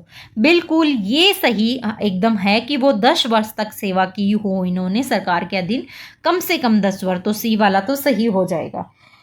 डॉक्टर सी त्रिपाठी आयोग के प्रथम अध्यक्ष थे, नहीं, आयोग के प्रथम अध्यक्ष कौन थे, SK घोष, करवा चुकी हूं। ठीक है, तो ए बी और डी गलत है, सही कौन सा होगा, सिर्फ सी, तो ये ऑप्शन नंबर सी में ही दिया गया है। राजस्थान की पहली महिला मुख्य सचिव कौन थी, पिछले वीडियो में बहुत अच्छे से करवा चुकी हूं। पहली महिला मुख्य सचिव कौन थी, श्रीमती कुशल सिंह जो है वो पहली महिला मुख्य सचिव थी। दूसरी महिला मुख्य सचिव कौन थी, उषा शर्मा। ठीक है, राजस्थान में अभी तक सिर्फ 2 ही महिला सचिव रही हैं, पहली कौन, श्रीमती कुशल सिंह, दूसरी कौन, श्रीमती उषा शर्मा। ठीक है, कांता भटनागर कौन थी, श्रीमती कांता भटनागर जो है वो मानवाधिकार आयोग की पहली महिला अध्यक्ष बनी थी। तो ध्यान में रखना है, पहली महिलाएं जरूर याद रखना है बेटा। महिलाओं को आजकल मतलब आप सभी देख रहे हैं, चाहे बोर्ड की एग्जाम हो, चाहे आरएस की एग्जाम हो, आईएएस की एग्जाम हो, कोई भी एग्जाम हो, लड़कियां बाजी मार रही हैं, तो आपको महिलाएं जरूर याद रखनी है कौन सी प्रथम थी। राजस्थान का राज्य मानवाधिकार आयोग का विन्यास है, इसमें क्या कितने सदस्य और ये होते हैं, तो राजस्थान राज्य मानवाधिकार आयोग में एक अध्यक्ष और 2 सदस्य होते हैं। 2006 में जो संशोधन हुआ था उसके बाद में, तो 1 अध्यक्ष और 2 सदस्य होते हैं 2006 के संशोधन के बाद में। आयोग के गठन के समय 4 सदस्य होते थे, लेकिन अध्यक्ष सहित कितने होते थे, मतलब 1 अध्यक्ष और 3 सदस्य, तो टोटल 4 होते थे, परंतु अब कितने होते हैं, 1 अध्यक्ष और 2 सदस्य। ग्राम सभा की 1 वर्ष में कितनी न्यूनतम बैठकें होना अनिवार्य है, तो ग्राम सभा की 1 वर्ष में न्यूनतम 4 बैठकें होना अनिवार्य है। मतलब इसकी जिम्मेदारी किसकी होगी, सरपंच की होगी कि वो 4 बैठकें एटलीस्ट करवाएं। अध्यक्ष सरपंच रहेंगे और सरपंच की अनुपस्थिति में उप सरपंच जो है वो इसका अध्यक्ष होगा। ठीक है, तो ग्राम सभा की 1 वर्ष में कितनी बैठकें होना अनिवार्य है, 4 बैठकें होना अनिवार्य है।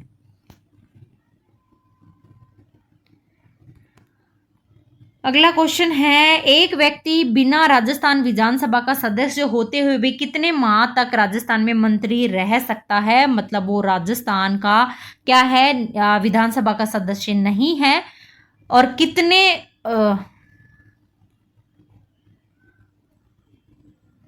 एक क्वेश्चन बच गया। ओके, संविधान में कौन सा भाग पंचायत से संबंधित है, क्योंकि मुझे ऐसा लगा शायद एक मिस हो गया है, तो बैठ के मैंने बता दिया आपको। संविधान का कौन सा भाग पंचायत से संबंधित है, तो पंचायत से संबंधित बता चुकी हूँ। भाग 9 जो है वो पंचायत से संबंधित है। कौन सा संविधान संशोधन, 73वां संविधान संशोधन 1992 में आया था, जिसमें कि भाग 9 में पंचायती राज जो है वो जोड़ा गया था।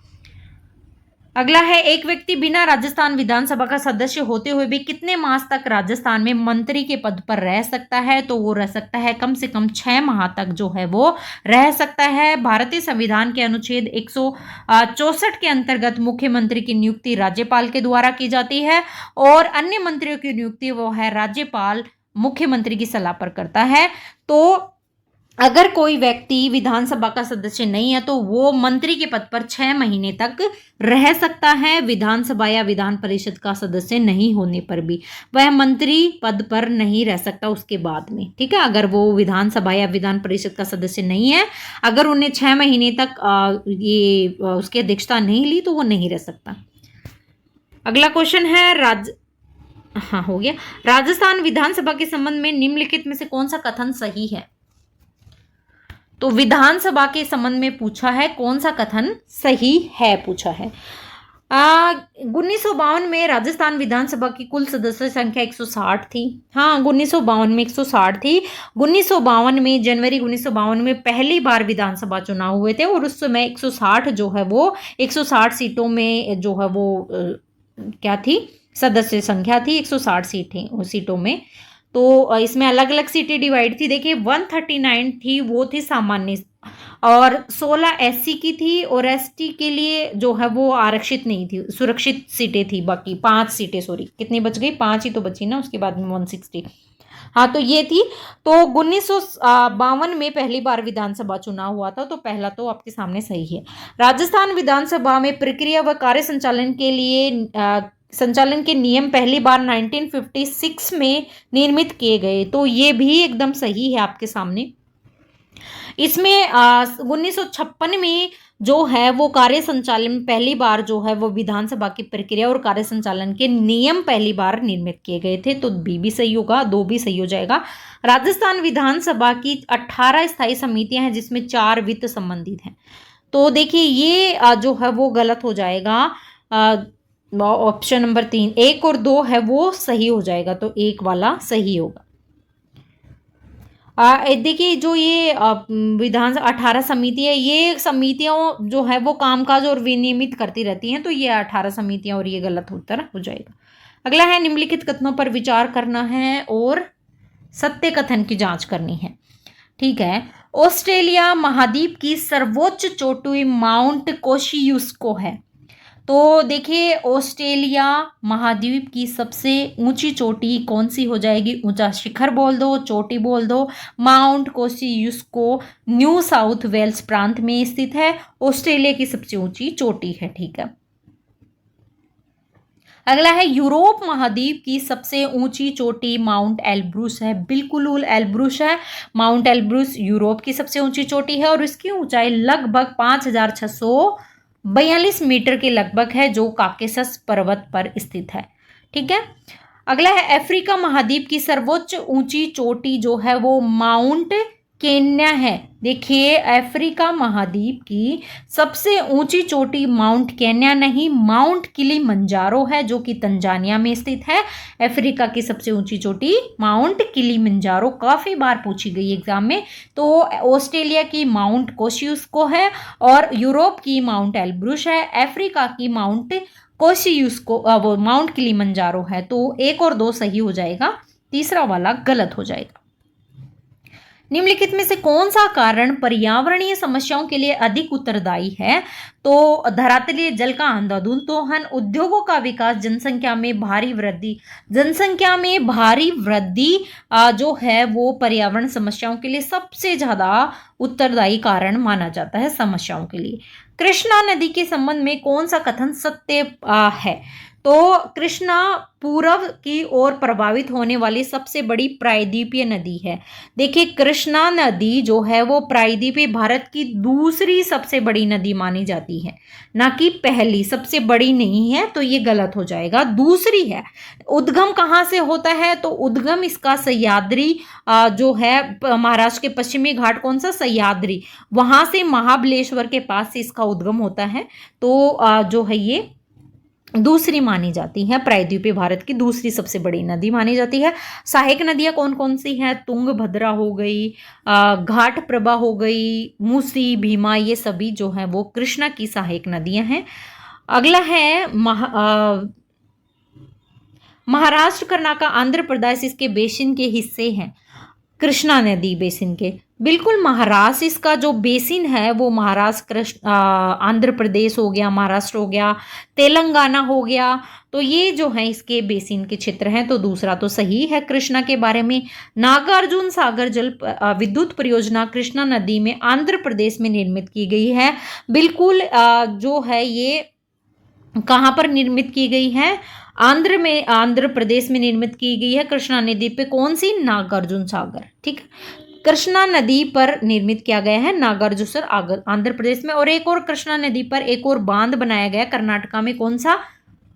एग्जाम में पूछा जाता है, अलमाटी बांध। कृष्णा नदी पर ही है कर्नाटका में, और एक नागार्जुन है जो कि आंध्र प्रदेश में है। दोनों जो जल विद्युत परियोजनाएं हैं और ये कृष्णा नदी पर निर्मित है। तो कृष्णा नदी के बारे में ये दोनों सही हैं। कृष्णा पूर्ण कृष्णा की सहायक नदी है।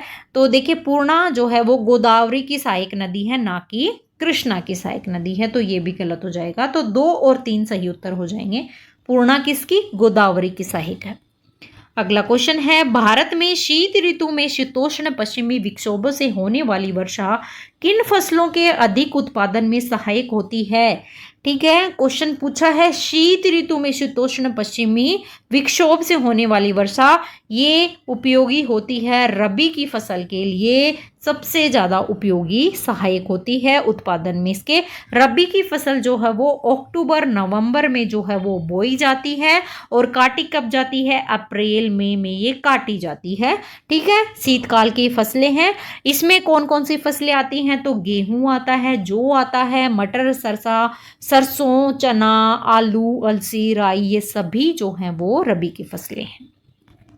अगला है, भारत में लौह इस्पात कारखाना Tata iron steel company TISCO की स्थापना कहाँ की गई है? तो देखिए, टिस्को जो है वो वर्तमान में कहाँ पर है? झारखंड राज्य के जमशेदपुर में स्थित है टिस्को। 1907 में जो है इसकी स्थापना की गई थी, Tata iron and steel company, जिसको टिस्को बोलते हैं। तो ये जो है वो कहाँ? जमशेदपुर झारखंड में स्थित है।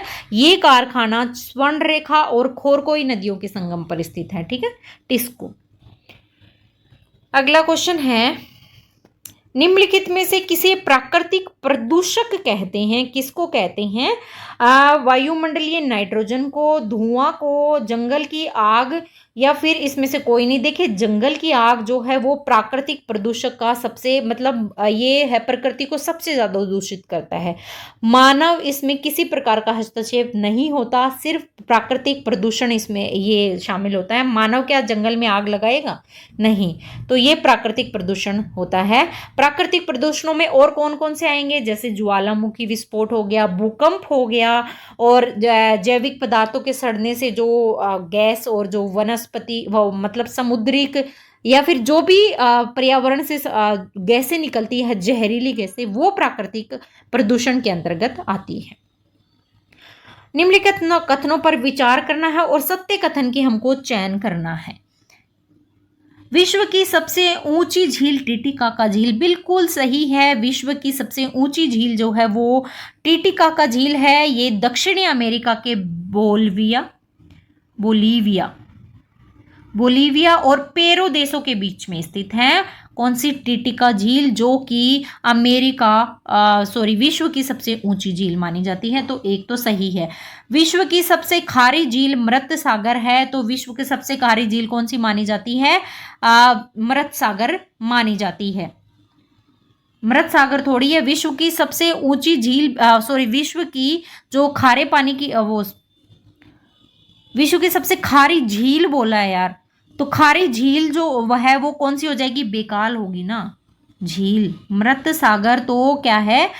लवणता की मात्रा दूसरी सबसे खारी झील मानी जाएगी मृत सागर। बेकाल सबसे गहरी झील मानी जाती है, बिल्कुल मानी जाती है। विश्व की सबसे गहरी झील है बेकाल। मृत सागर जो है वो विश्व की दूसरी सबसे खारी झील है। तो ये वाला गलत हो जाएगा।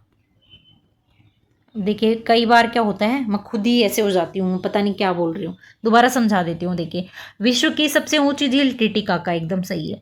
सबसे खारी झील मृत सागर, दूसरी खारी झील है मृत सागर जिसमें लवणता लगभग 238 प्रति 1000 ग्राम है। ठीक है, मृत सागर जो कि एशिया महाद्वीप के इजराइल और जॉर्डन के बीच में स्थित है मृत सागर, तो दूसरी है, तो ये गलत हो जाएगा। विश्व की सबसे गहरी झील बेकाल, बिल्कुल बेकाल जो है वो विश्व की सबसे गहरी झील है और ये कहाँ पर स्थित है, रूस में स्थित है बेकाल झील। तो 1 और 3 सही होगा, है ना, ऑप्शन नंबर सी। अगला क्वेश्चन है, कई बार बेटा ऐसे जल्दबाजी में हो जाता है। अब देखिए मैंने स्पीड पकड़ ली तो मेरा खुद का ही ऐसे हो गया ना कि मैं बोल क्या रही हूँ, है ना। तो प्लीज़ ध्यान से करना है आपको, क्वेश्चन समझ के करना है, टाइम बहुत है। अगर आपको आता है तो टाइम आपके लिए मतलब बहुत ज़्यादा हो जाएगा, नहीं आता तो वो इतना टाइम भी आपके लिए छोटा पड़ जाएगा। प्लीज़ जल्दबाजी में नहीं करना है, क्वेश्चन को 2 बार पढ़ना है और फिर आंसर आपको करना है। निम्नलिखित युग्मों का सुमेलित नहीं है पूछा है। अब मैं आपके लिए मैं सोच रही हूँ फटाफट करवा दूँ तो आपको, ताकि आपका जल्दी से रिवीजन हो जाए, पर अब फटाफट नहीं करेंगे, आराम से करेंगे, ठीक है। तो सुमेलित नहीं पूछा है, स्थानीय पवनें दी गई हैं और एक तरफ इनके देश दिए गए हैं। पेम्परो अर्जेंटीना की स्थानीय पवन है, बिल्कुल कहाँ की है, अर्जेंटीना की। फोन फ्रांस की स्थानीय पवन है। चिनूक जापान की, देखिए चिनूक जो है वो जापान की स्थानीय पवन नहीं है। चिनूक जो है वो कहाँ, संयुक्त राज्य अमेरिका और कनाडा के बीच में जो रॉकी पर्वतमाला है ना, उसके पूर्वी ढलानों पर उतरने वाली गर्म हवा है चिनूक, तो जापान में नहीं, ऑप्शन नंबर सी गलत हो जाएगा। नॉर्वेस्टर न्यूजीलैंड में है, न्यूजीलैंड में चलने वाली शुष्क और गर्म हवा है नॉर्वेस्टर। तो सही उत्तर आपका क्या हो जाएगा, चिनूक। फोन बिल्कुल आल्प्स पर्वत के जो ढलान है वहां पर, फ्रांस में, वहां पर चलती है। ये भी कैसी है, गर्म और स्थानीय पवन है फोन। तो राइट आंसर आपके क्या हो जाएगा, पेम्पेरो ठंडी है। देखिए अभी पेम्पेरो ठंडी है और ये अर्जेंटीना के उरुग्वे वाले क्षेत्र है, वहां पर ये चलती है। तो चिनूक जापान में नहीं बहती है, चलती है बेटा, बहती नहीं। निम्नलिखित में से कौन से भारतीय राज्य चीन की सीमा को स्पर्श करते हैं, चीन की सीमा को स्पर्श करते हैं? हिमाचल प्रदेश का, अगर आपको भारत का मैप पता है ना तो आप इजीली बता सकते हैं कौन किसको मैच करता है, चीन को कौन, है ना, ठीक है। तो चीन की सीमा को कौन स्पर्श करता है, हिमाचल प्रदेश करता है, बिल्कुल करता है हिमाचल प्रदेश। सिक्किम भी करता है, उत्तराखंड भी करता है, जम्मू कश्मीर भी करता है चीन को, ठीक है। तो सारे ही जो हैं वो चीन की सीमा को स्पर्श करता है। अब क्वेश्चन आपके सामने, भारत और चीन के बीच में कौन सी रेखा है, अंतर्राष्ट्रीय सीमा रेखा है ना, जैसे भारत पाकिस्तान के बीच में रेड क्लिप है, तो भारत और चीन के बीच में कौन सी, मैकमोहन रेखा है। मैकमोहन रेखा जिसका निर्धारण 1914 में किया गया था शिमला समझौता के दौरान, याद रखिएगा, ठीक है। अंतर्राष्ट्रीय सीमा रेखा भारत और चाइना के बीच में मैकमोहन है। 1914 में शिमला समझौता के तहत इसका निर्धारण किया गया था। इसकी लंबाई अगर पूछे तो जैसे कि 1070 रेड क्लिप की है, ठीक है, तो 3488 किलोमीटर जो है वो इसकी लंबाई है, ठीक है। तो ये याद रखिए। अब देखिए इनके साथ में अरुणाचल प्रदेश भी जो है वो चाइना की सीमा को स्पर्श करता है, तो ये याद रखना है। जम्मू कश्मीर, हिमाचल प्रदेश, उत्तराखंड, सिक्किम और अरुणाचल प्रदेश, ये 5 हैं जो कि चीन की सीमा को स्पर्श करते हैं, भारतीय राज्य। अगला है, भारत में मानसून के प्रस्फोट यानी फटने के लिए निम्नलिखित में से किसे जिम्मेदार माना जाता है? मानसून का फटना, तो ये पूर्वी जेट प्रवाह को जो है ये जिम्मेदार माना जाता है। किसको? पूर्वी जेट प्रवाह को। देखिए मानसून के आगमन के समय जो है सामान्य वर्षा होती है और फिर अचानक से जो है बारिश में क्या हो जाती है, लगातार कई दिनों तक चलती रहती है, जैसे अभी हो रहा है पंजाब में, हरियाणा में। पंजाब में इतनी तेज बाढ़ आ रही है कि लोगों के मतलब घर बह रहे हैं, पशु जो हैं भैंसे पानी में तैर रही हैं, बह रही हैं। तो ये एक तरीके का मानसून का फटना ही हो गया ना, मानसून प्रफोट या मानसून का फटना, मतलब बारिश लगातार हुई जा रही है, रुकने का नाम नहीं ली। तो ये पूर्वी जेट प्रवाह के कारण जो है वो ये होता है, प्रस्फोट यानी ब्रस्ट हो गया, मानसून जो है वो फट गया है, तो इसके लिए पूर्वी जेट प्रवाह जिम्मेदार मानी जाती है। अगला क्वेश्चन है, 2001 से 11 के दौरान लिंगानुपात में सर्वाधिक सुधार जो है वो किस राज्य में हुआ? तो देखिए सबसे ज्यादा लिंगानुपात में सुधार हुआ 2001 से 11 के बीच में, ये हुआ कहाँ पर? मिजोरम में। मिजोरम में जो है वो ये 2001 में तो 935 था और 2011 में बढ़कर 975 हो गया, मतलब 40 की वृद्धि यहाँ पर देखी गई है। तो सबसे ज्यादा वृद्धि कहाँ मिजोरम में और सबसे ज्यादा कमी कहाँ दमन द्वीप में हुई है लिंगानुपात में, मतलब 710 से घट करके 618 आ गया है ना। तो सबसे ज्यादा और सबसे कम दोनों याद रखने हैं। केंद्रीय सांख्यिकी कार्यालय CSO के अनुसार वर्तमान में IP गणना का आधार वर्ष क्या है। तो देखिए केंद्रीय सांख्यिकी CSO के अनुसार वर्तमान में IP की गणना का आधार 2011-12 माना जाता है। C ऑप्शन राइट होगा। वास्तविक GDP रियल GDP की गणना निम्नलिखित में से किस प्रकार की जाती है। तो वास्तविक GDP की गणना स्थिर मूल्यों पर की जाती है, ठीक है। आर्थिक विकास संस्थान IEG के संदर्भ में निम्नलिखित कथनों पर विचार करते हुए सत्य कथन को चुनना है। तो NK सिंह को आर्थिक विकास संस्थान यानी institute of economic growth IEG society के नए अध्यक्ष के रूप में चुना गया, बिल्कुल सही है। यह है वर्ष 1952 में PC महालनोबिस द्वारा स्थापित किया गया था। तो देखिए ये जो है वो PC महालनोबिस द्वारा स्थापित नहीं किया गया था। तो राइट आंसर क्या हो जाएगा, स्थापना पूछा है ना, तो इसकी स्थापना जो है वो कब की गई थी, 1952 में की गई थी स्थापना, यहाँ लिख देती हूँ 1952 में की गई थी। लेकिन PC महालनोबिस नहीं, कौन थे, VKRV राव। महालनोबिस की जगह कौन थे, VKRV राव, ठीक है। तो ये वाला गलत हो जाएगा, स्थापना 1952 में हुई थी, पर अंतु जो है वो किसके द्वारा की गई थी, तो ये की गई थी VKRV राव के द्वारा। तो ए सही है। उन्होंने पूर्व प्रधानमंत्री डॉक्टर मनमोहन सिंह का स्थान लिया था, जो कि 1992 में IEG के अध्यक्ष थे। बिल्कुल इन्होंने जो है वो अध्यक्ष कौन थे इसके, NK सिंह आर्थिक विकास संस्थान, इन्होंने पूर्व प्रधानमंत्री डॉक्टर मनमोहन सिंह का स्थान लिया था 1992 में। तो A और C दोनों सही है। बी वाले में अगर यहाँ पर VKRV राव होते तो सही होता, 1952 में हुआ है। तो छोटी छोटी चीजों को पकड़ना है। ग्रीन GDP की गणना कैसे की जाती है। ग्रीन GDP की गणना जो है वो मानक GDP में से शुद्ध प्राकृतिक पूंजी की खपत को घटा करके की जाती है। तो राइट आंसर ए हो जाएगा। ये आपके SST के लिए भी बहुत महत्वपूर्ण है, तो ध्यान से सुनिएगा। अल्प विकसित देशों में गरीबी का मुख्य कारण क्या है। तो अल्प विकसित देशों में गरीबी का मुख्य कारण है आय में असमानता। आय में असमानता जो है वो अल्प विकसित देशों में गरीबी का सबसे महत्वपूर्ण कारण माना जाता है। संविधान सभा में प्रारूप समिति के अध्यक्ष कौन थे। सभी को पता है इस समिति का गठन हुआ कब था, पिछली बार भी बता चुकी हूँ। 29 अगस्त 1947 को जो है इस समिति का गठन हुआ था। प्रारूप समिति के अध्यक्ष चुने गए थे डॉक्टर भीमराव अंबेडकर, जो कि 30 अगस्त 1947 को प्रारूप समिति की प्रथम बैठक हुई थी और इस बैठक में ये अध्यक्ष चुने गए थे। इसके अलावा 7 सदस्य थे। 7 सदस्य बता चुकी हूँ पहले भी, एक बार दोबारा बता देती हूँ। अध्यक्ष भीमराव अंबेडकर को बनाया गया। Alladi Krishnaswami Ayyar, Syed Mohammad Sadaullah, N Gopalaswami Ayyangar, doctor KM Munshi, N Madhava Rao और TT कृष्णाचारी, ये 7 सदस्य इसमें शामिल थे। अगला क्वेश्चन है, भारत एक गणराज्य है क्योंकि भारत एक गणराज्य है क्योंकि यह राष्ट्रपति का क्या होता है, निर्वाचन होता है। राष्ट्रपति यहाँ वंशानुगत नहीं होता। गणराज्य का मतलब राष्ट्रपति या फिर जो भी मंत्री होता है वो वंशानुगत चलता रहता है। जैसे राजा का बेटा ही राजा बनेगा, तो ये वंशानुगत नहीं, राष्ट्रपति हमारे यहाँ निर्वाचित होता है।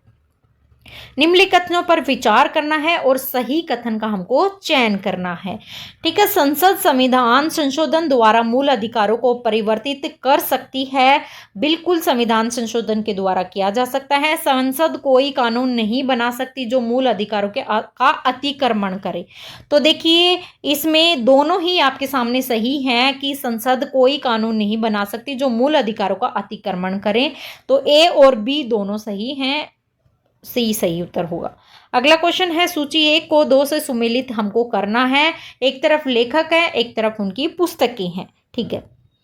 तो पहला है जगदीश भगवती। जगदीश भगवती की बुक है कौन सी? In defence of globalisation. पहले में क्या हो जाएगा? 2। जोसेफ स्टिग्लिट, देखिए आप इसको प्रोनाउंस कर लीजिएगा, कई बार क्या है टंग ऐसे हो जाती है, स्टिग्लिट्स, जोसेफ स्टिग्लिट्स। तो इसके इनकी बुक कौन सी है? जोसेफ स्टिग्लिट के मेकिंग ग्लोबलाइजेशन वर्क, एक आ जाएगा। अगला है उल्रिक बेग। तो उल्रिक बेग की क्या है? What in globalization, what is globalization, Ulrich Beck. और मिल्टन फ्रीडमैन की कैपिटलिज्म एंड फ्रीडम। तो 2-1 बी में ही दिया गया है ना, यहीं से हम पकड़ लेते हैं, तो राइट आंसर बी हो जाएगा। निम्नलिखित में से किसका उल्लेख राज्य नीति के निर्देशक तत्वों में नहीं हुआ है? तो नीति निर्देशक तत्व इतने अच्छे से करवा चुकी हूं मैं आपको, बहुत ही अच्छे से, है ना। तो किसका उल्लेख जो है नीति निर्देशक तत्वों में नहीं हुआ है? पहला है कामगारों के लिए निर्वाह मजदूरी, अनुच्छेद 43 में बिल्कुल साफ साफ ये दिया गया है, तो ये तो है।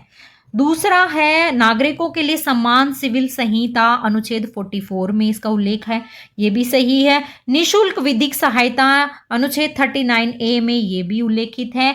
वैज्ञानिक दृष्टिकोण का विकास जो है ये अनुच्छेद मौलिक कर्तव्य के अंतर्गत आता है, अनुच्छेद 51 कै में इसका संबंध है, 51 का मौलिक अधिकार है ये वैज्ञानिक दृष्टिकोण का विकास। तो डी आंसर सो इसका सही हो जाएगा। राष्ट्रपति के निर्वाचन से उत्पन्न विवादों की जांच किसके द्वारा की जाती है? तो राष्ट्रपति के निर्वाचन से उत्पन्न विवादों की जांच जो है वो उच्चतम न्यायालय के द्वारा की जाती है। कौन से अनुच्छेद के द्वारा? 71A के द्वारा जो है वो राष्ट्रपति और उपराष्ट्रपति के निर्वाचन से संबंधित जो भी विवाद होते हैं वो उच्चतम न्यायालय के द्वारा किए जाते हैं, जांच की जाती है। प्रधानमंत्री किसे पद की शपथ दिलाता है? तो देखिए प्रधानमंत्री जो है वो संसदीय सचिव को पद की शपथ दिलाता है, संसदीय सचिव की नियुक्ति करता है और संसदीय सचिव मंत्रियों की सहायता हेतु ये कार्य करते हैं। तो संसदीय सचिव को शपथ प्रधानमंत्री दिलाता है।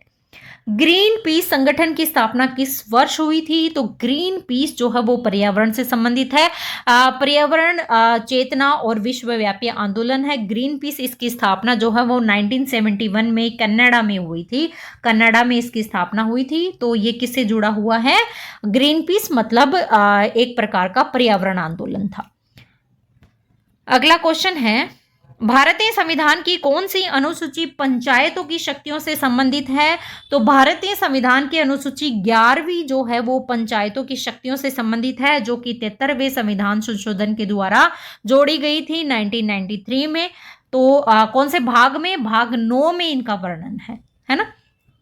कौन सा संविधान संशोधन? 73वां संविधान संशोधन 1992 में आया था और इसमें पंचायती राज संस्थाओं को जो है वो संवैधानिक दर्जा प्रदान किया गया था और इसके द्वारा संविधान में भाग 9 और 11वीं अनुसूची जोड़ी गई थी। और 11वीं अनुसूची के विषय बहुत बार करवा चुकी हूँ, 29 विषय इसमें जोड़े गए थे और पंचायती राज को त्रिस्तरीय व्यवस्था इसमें प्रदान की गई थी। कौन कौन सी? ग्राम पंचायत ग्राम स्तर पर, पंचायत समिति खंड स्तर पर और जिला परिषद जिला स्तर पर। तो ये 11वीं अनुसूची पंचायती शक्तियों से संबंधित है। भारतीय संविधान की कौन सी अनुसूची दल बदल विरोधी कानून से संबंधित है? 10वीं अनुसूची जो है वो दल बदल कानून से संबंधित है। कौन से संविधान संशोधन के द्वारा? 52वां संविधान संशोधन हुआ था 1985 में और इसमें संविधान में शामिल किया गया था दल बदल, 10वीं अनुसूची से संबंधित है। तो कौन सी? ए ऑप्शन सही होगा। भारतीय संविधान में कौन सा मूल अधिकार मानव के दुर्व्यापार को निषिद्ध करता है? तो कौन सा जो है मूल अधिकार मानव व्यवहार को निषिद्ध करता है? शोषण के विरुद्ध अधिकार जो है वो निषिद्ध करता है। शोषण के विरुद्ध अधिकार अनुच्छेद 23 से 24 में आता है। 23-24 में राइट अगेंस्ट एक्सप्लोटेशन शोषण के विरुद्ध अधिकार अनुच्छेद 23 में कहा गया कि मानव के दुर्व्यवहार, बलात्, श्रम, बेगार, प्रतिषेध, ये सभी का उल्लेख है। और 24 में जो है वो 14 वर्ष से कम आयु के बच्चे को कारखाने में कार्य करने पर निषेध लगाया गया है। तो शोषण के विरुद्ध अधिकार जो है वो ये मानव के दुर्व्यापार का निषेध करता है। भारतीय संविधान के किस भाग में नीति निर्देशक तत्वों का उल्लेख है? तो नीति निर्देशक तत्वों का उल्लेख भारत के संविधान के भाग 4 में जो है वो नीति निर्देशक तत्वों का उल्लेख है। ठीक है, अनुच्छेद आप कमेंट करके बताएंगे। और लिए कहां से गए हैं नीति निर्देशक तत्व? आयरलैंड से। और नीति निर्देशक तत्व जो है वो न्यायालय में वाद योग्य नहीं है बेटा। कल्याणकारी राज्य के आदर्श की घोषणा करते हैं ये न्यायालय में वाद योग्य नहीं है। स्टेटमेंट आता है नीति निर्देशक से संबंधित, ये न्यायालय में वाद योग्य नहीं है बेटा। नीति निर्देशक तत्व जो है वो न्यायालय में वाद योग्य नहीं है। राष्ट्रपति अपना त्याग पत्र संबोधित करता है, किसको करेगा? भारत के उपराष्ट्रपति को राष्ट्रपति जो है वो अपना त्याग पत्र संबोधित करता है। ठीक है, अनुच्छेद 56 में राष्ट्रपति का कार्यकाल दिया गया है और राष्ट्रपति पद ग्रहण करने की तिथि से 5 वर्ष तक अपने पद पर रहता है और कार्यकाल की समाप्ति पर वो उपराष्ट्रपति को जो है अपना त्याग पत्र देता है। निम्नलिखित में से कौन प्रधानमंत्री बनते समय राज्यसभा का सदस्य था या थी? कौन थे जो कि प्रधानमंत्री बनते समय राज्यसभा के सदस्य थे? तो वो कौन थी? इंदिरा गांधी जी। अब देखिए, ऐसे 4 ऐसे प्रधानमंत्री हैं जो प्रधानमंत्री पद की शपथ लेते समय संसद के उच्च सदन यानी कि राज्यसभा के सदस्य थे। अब 4 प्रधानमंत्री कौन कौन से थे? एक मैंने बताया, इंदिरा गांधी थी। एक कौन थे? एच डी देवगौड़ा थे, इंद्र कुमार गुजराल थे और डॉक्टर मनमोहन सिंह जो कि 2004 में प्रधानमंत्री बने थे। तो ये जो है वो राज्यसभा के सदस्य थे। ठीक है, तो राइट आंसर इंदिरा गांधी हो जाएगा। क्या बोल रही हूँ? निम्नलिखित में से किसने यह मत प्रदान किया है कि देखिए बेटा, एक्साइटमेंट हमको भी है क्योंकि हम आपको प्रिपेयर करवाते हैं। तो टीचर को बच्चे से ज़्यादा एक्साइटमेंट होती है कि हमारे पढ़ाई में से बच्चों को मिल जाए काफ़ी सारे क्वेश्चन। तो इसीलिए थोड़ा सा मतलब आप इसको कुछ भी कह लीजिएगा, एक्साइटमेंट कह लीजिए, नर्वसनेस कह लीजिए, को कुछ भी, तो कई बार हो जाता है, परंतु आपको ऐसा नहीं करना है। ठीक है, अगला है निम्नलिखित में से, मैं होप करती हूँ कि मेरे पढ़ाई में से आपको सारे प्रश्न मिल जाएं और जिन बच्चों को जिन्होंने मेहनत की है उनको डेफिनेटली जो है वो जॉब मिले। अगला क्वेश्चन देखते हैं, निम्नलिखित में से किसने ये मत प्रदान किया कि 21वीं शताब्दी में विश्व व्यवस्था में तनाव व संघर्ष में वृद्धि होगी, किंतु इस संघर्ष का स्वरूप विचारात्मक, राजनीतिक तथा आर्थिक न होकर कैसा होगा? सांस्कृतिक होगा। तो ये किसने कहा? सैमुअल हंटिंगटन ने ये कहा। किसने? सैमुअल हंटिंगटन के द्वारा। तो ऑप्शन नंबर सी जो है वो राइट आंसर हो जाएगा।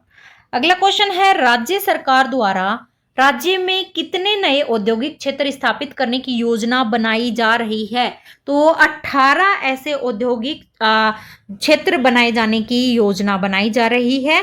ठीक है, मुख्यमंत्री भजनलाल शर्मा जी के द्वारा राइजिंग राजस्थान पार्टनरशिप कॉन्क्लेव 2025 जो कि कब हुआ था? 31 मार्च 2025 में ये घोषणा की गई थी कि 18 नए औद्योगिक क्षेत्र जो हैं वो स्थापित किए जाएंगे। ठीक है,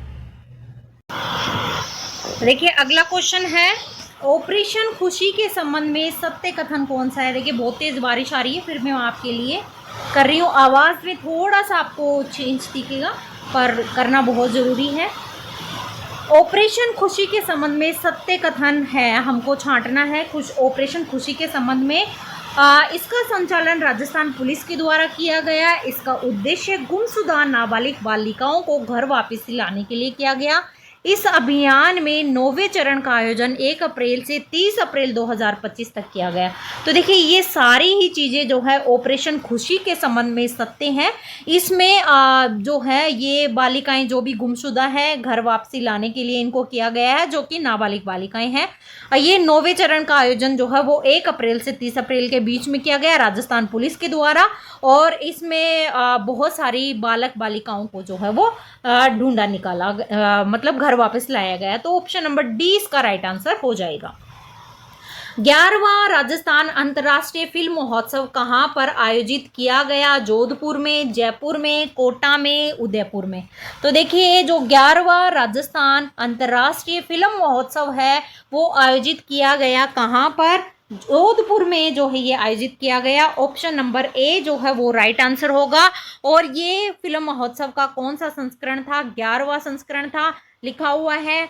और कब से कब तक? 1 फरवरी से 5 फरवरी के बीच में आयोजित हुआ था। सभी ने देखा भी होगा, टीवी पे आया था। ठीक है, तो इसका विषय जो है वो क्या? पनोरमा यानी सिनेमोस्ट हॉर्न, राजस्थान के सिनेमा का एक पनोरमा इसका विषय था। और इसमें मेहरानगढ़ संग्रहालय के साथ साथ में जो है इसको साझेदारी में आयोजित किया गया था। जो कहाँ पर? जोधपुर में, मेहरानगढ़ संग्रहालय में। ठीक है, जोधपुर में ये हुआ था, मेहरानगढ़ जोधपुर में है। हाल ही में राजस्थान के किस थाने को देश का सर्वश्रेष्ठ थाना चुना गया है? तो देखिए सर्वश्रेष्ठ थाना कौन सा? किशोरपुरा थाना कोटा का, वो देश का सर्वश्रेष्ठ थाना चुना गया है, जिसमें 2024 तक इस थाने में 40% जो है वो अपराध क्या हुए हैं? घटे हैं। इनकी घटना नहीं हुई है, लूटपाट की घटनाएं और ये सारी चीज़ें यहाँ पर नहीं हुई हैं। तो सबसे सर्वश्रेष्ठ कौन सा? किशोरपुरा थाना कोटा। हाल ही में किस पार्टी को राज्य पार्टी का दर्जा प्रदान किया गया है? कौन सी पार्टी है जिसको राज्य पार्टी का दर्जा प्रदान किया? भारतीय ट्राइबल पार्टी को राज्य पार्टी का दर्जा प्रदान किया गया। अगला क्वेश्चन है Rajasthan textile and apparel policy 2025 के संबंध में सही कथनों पर विचार हमको करना है।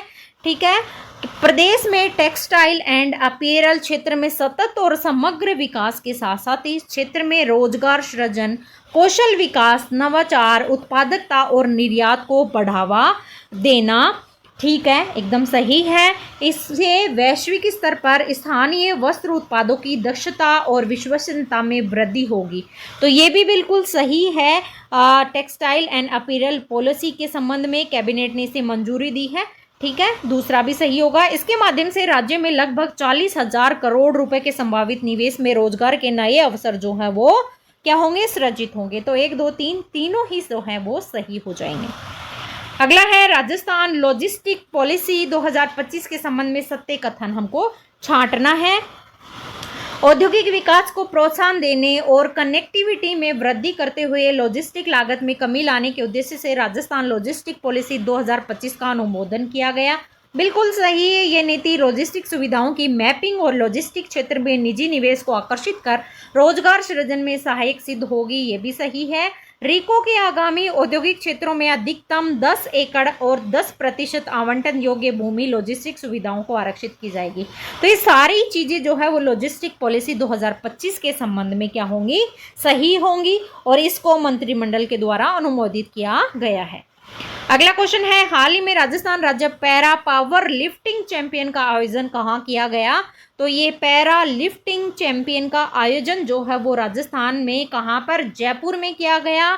इसमें 7वीं सीनियर और पहली सब जूनियर और जूनियर महिला और पुरुष दोनों के द्वारा यह चैंपियनशिप आयोजित हुई थी। और कहाँ? जयपुर में। इसमें महिला कैटेगरी के लिए कितनी? 45 किलो वर्ग के जो कि जयपुर की कौन? शानू पटोदिया ने यहाँ पर गोल्ड मेडल जीता था। तो करंट के हिसाब से इसमें क्या होगा?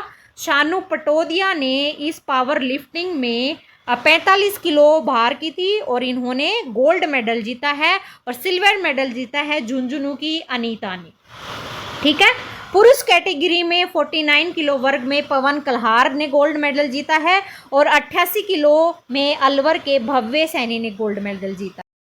अगला क्वेश्चन है राजस्थान के किस जिले में sensor sport technology hanging bridge बनाया जा रहा है?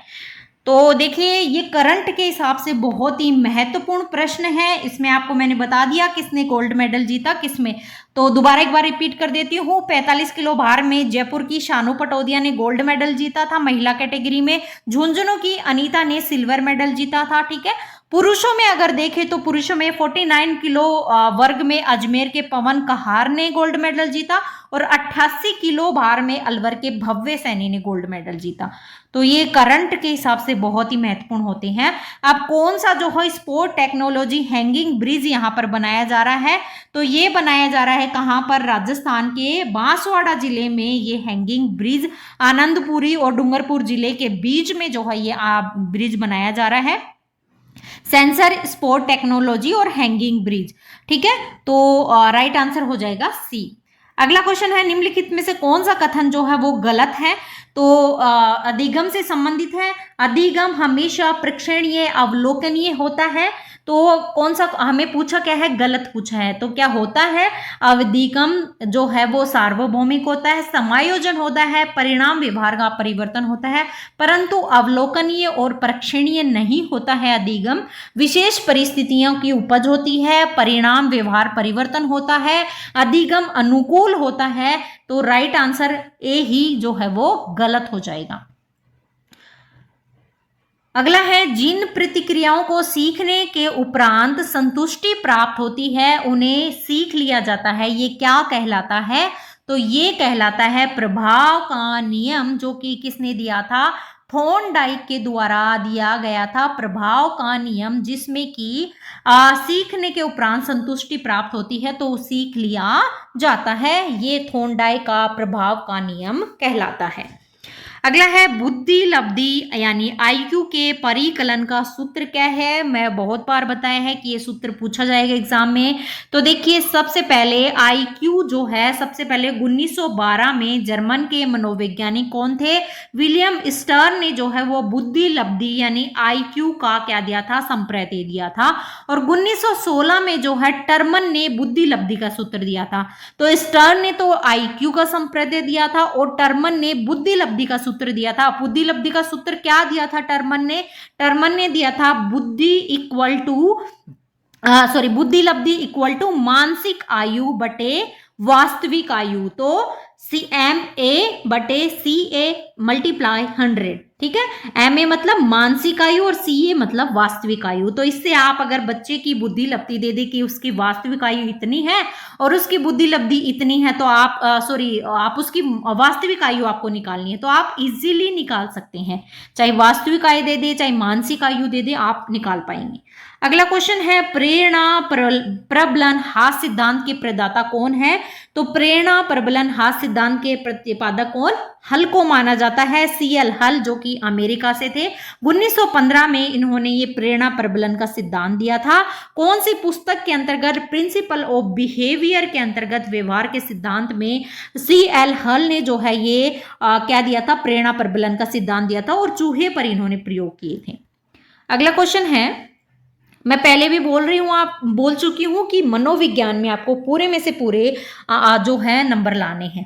मनोविज्ञान व्यवहार का विज्ञान है, इसका घनिष्ठ संबंध शिक्षा से इसलिए है क्योंकि शिक्षा बालक के किस में परिवर्तन लाती है, तो शिक्षा बालक के व्यवहार में परिवर्तन लाना चाहती है। बहुत सिंपल सा इजी है। शिक्षा मनोविज्ञान जो है वो मानव व्यवहार इसका केंद्र होता है और मानव व्यवहार में परिवर्तन लाना ही शिक्षा मनोविज्ञान का उद्देश्य है। अगला है, निम्न में से गलत को हमको क्या करना है, कौन सा गलत है पूछा है। सामाजिक अधिगम का सिद्धांत अल्फ्रेड बांडुरा के द्वारा दिया गया था, तो ब्रूनर पहला ही गलत हो जाएगा ना, अल्फ्रेड बांडुरा के द्वारा दिया गया था।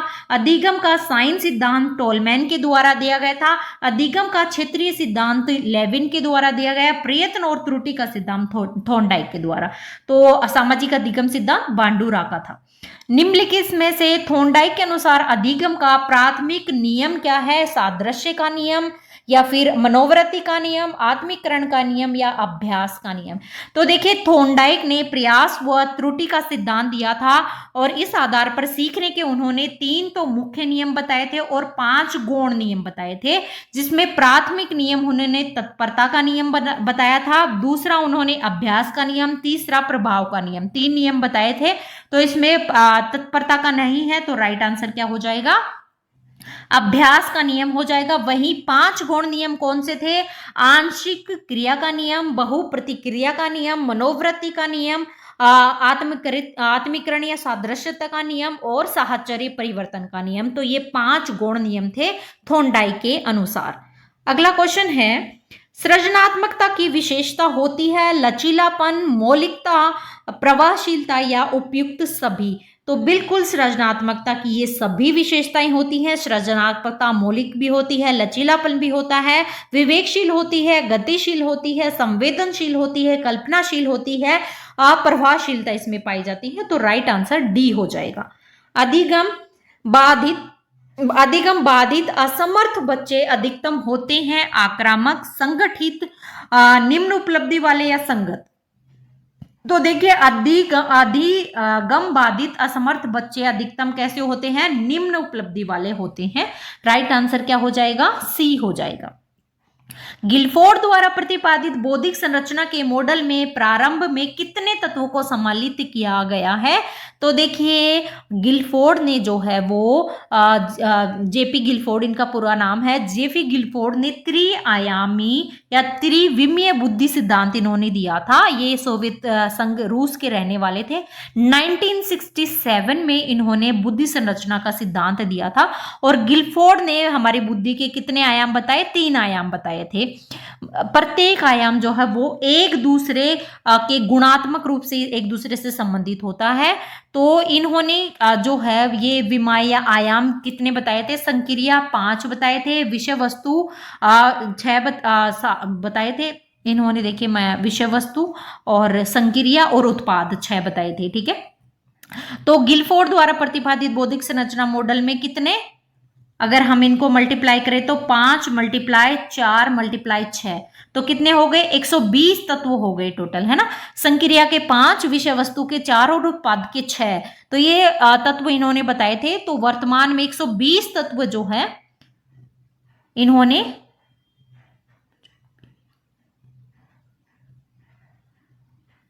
तो वर्तमान में 120 हैं, तो है ना, इन तत्वों को शामिल कर ले, लेकिन वर्तमान में 120 हैं, ये आप छोड़ दीजिए, ये नहीं करिएगा। इसका राइट आंसर क्या हो जाएगा, 120 हो जाएगा। गिलफोर्ड ने कितने तत्वों को सम्मिलित किया था प्रारंभ में, तो प्रारंभ में इन्होंने कितनों को, 120 को जो है शामिल किया था। प्रारंभ में तो पूछा यार, सही तो है, मैं भी कहा, मैंने बोला ना एक्साइटमेंट में मैं खुद ही वो हो रही हूँ। शिक्षा मनोविज्ञान संबंधित है, तो शिक्षा मनोविज्ञान अधिगम संस्थियों से संबंधित है, अधिगमकर्ता से भी है, अधिगम प्रक्रिया से भी है, सभी से तो संबंधित है।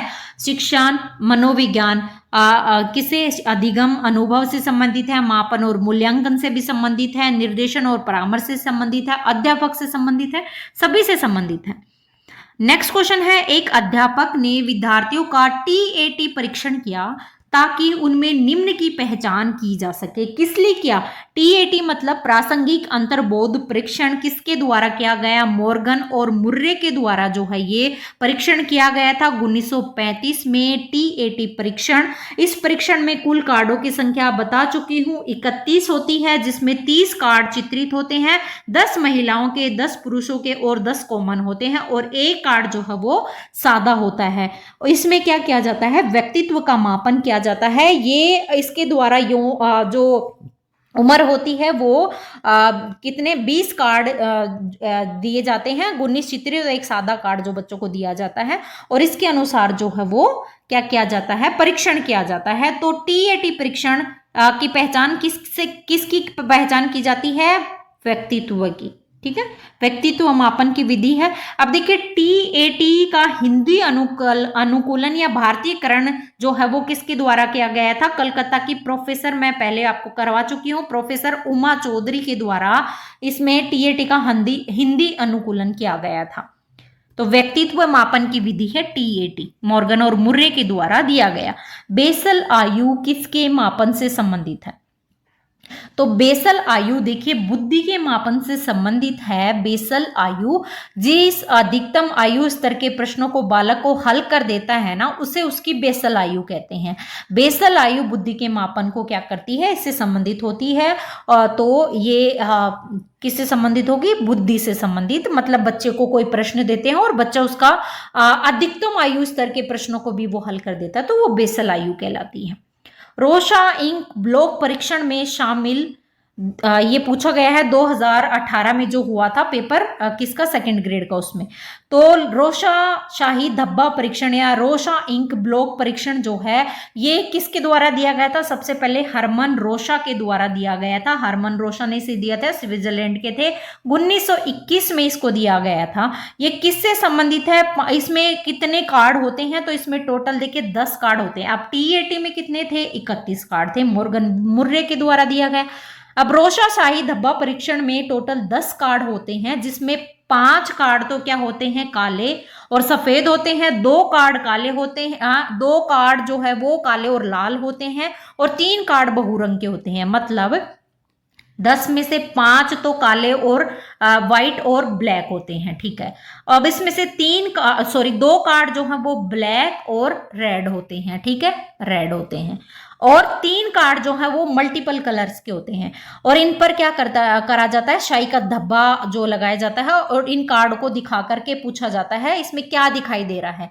तो ये किससे संबंधित है, ये रोशा शाही धब्बा परीक्षण है। 5 काले सफेद और 5 बहुरंगी कार्ड, मतलब बहुरंगी हो गए ना, 2 ब्लैक और रेड, और 3 मल्टीपल हो गए, तो टोटल 10 कार्ड इसमें होते हैं।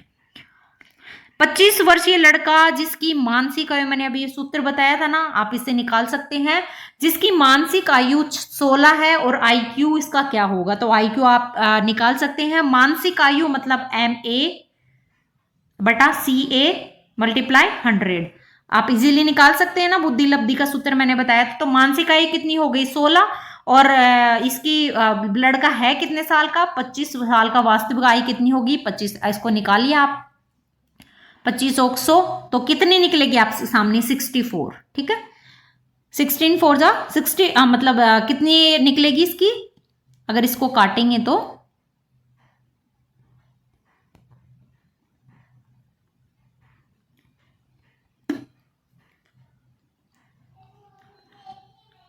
हाँ 16 4 जा 64 ही, तो 64 निकलेगी ना बेटा, बहुत इजी सा है, आप निकाल सकते हैं। अगला है अभिरुचि, अभिवृत्ति, उपलब्धि तथा लिंग कौन सी विभिन्नताओं के क्षेत्र हैं, तो ये हैं व्यक्ति विभिन्नताओं के क्षेत्र, बहुत इजी सा क्वेश्चन है।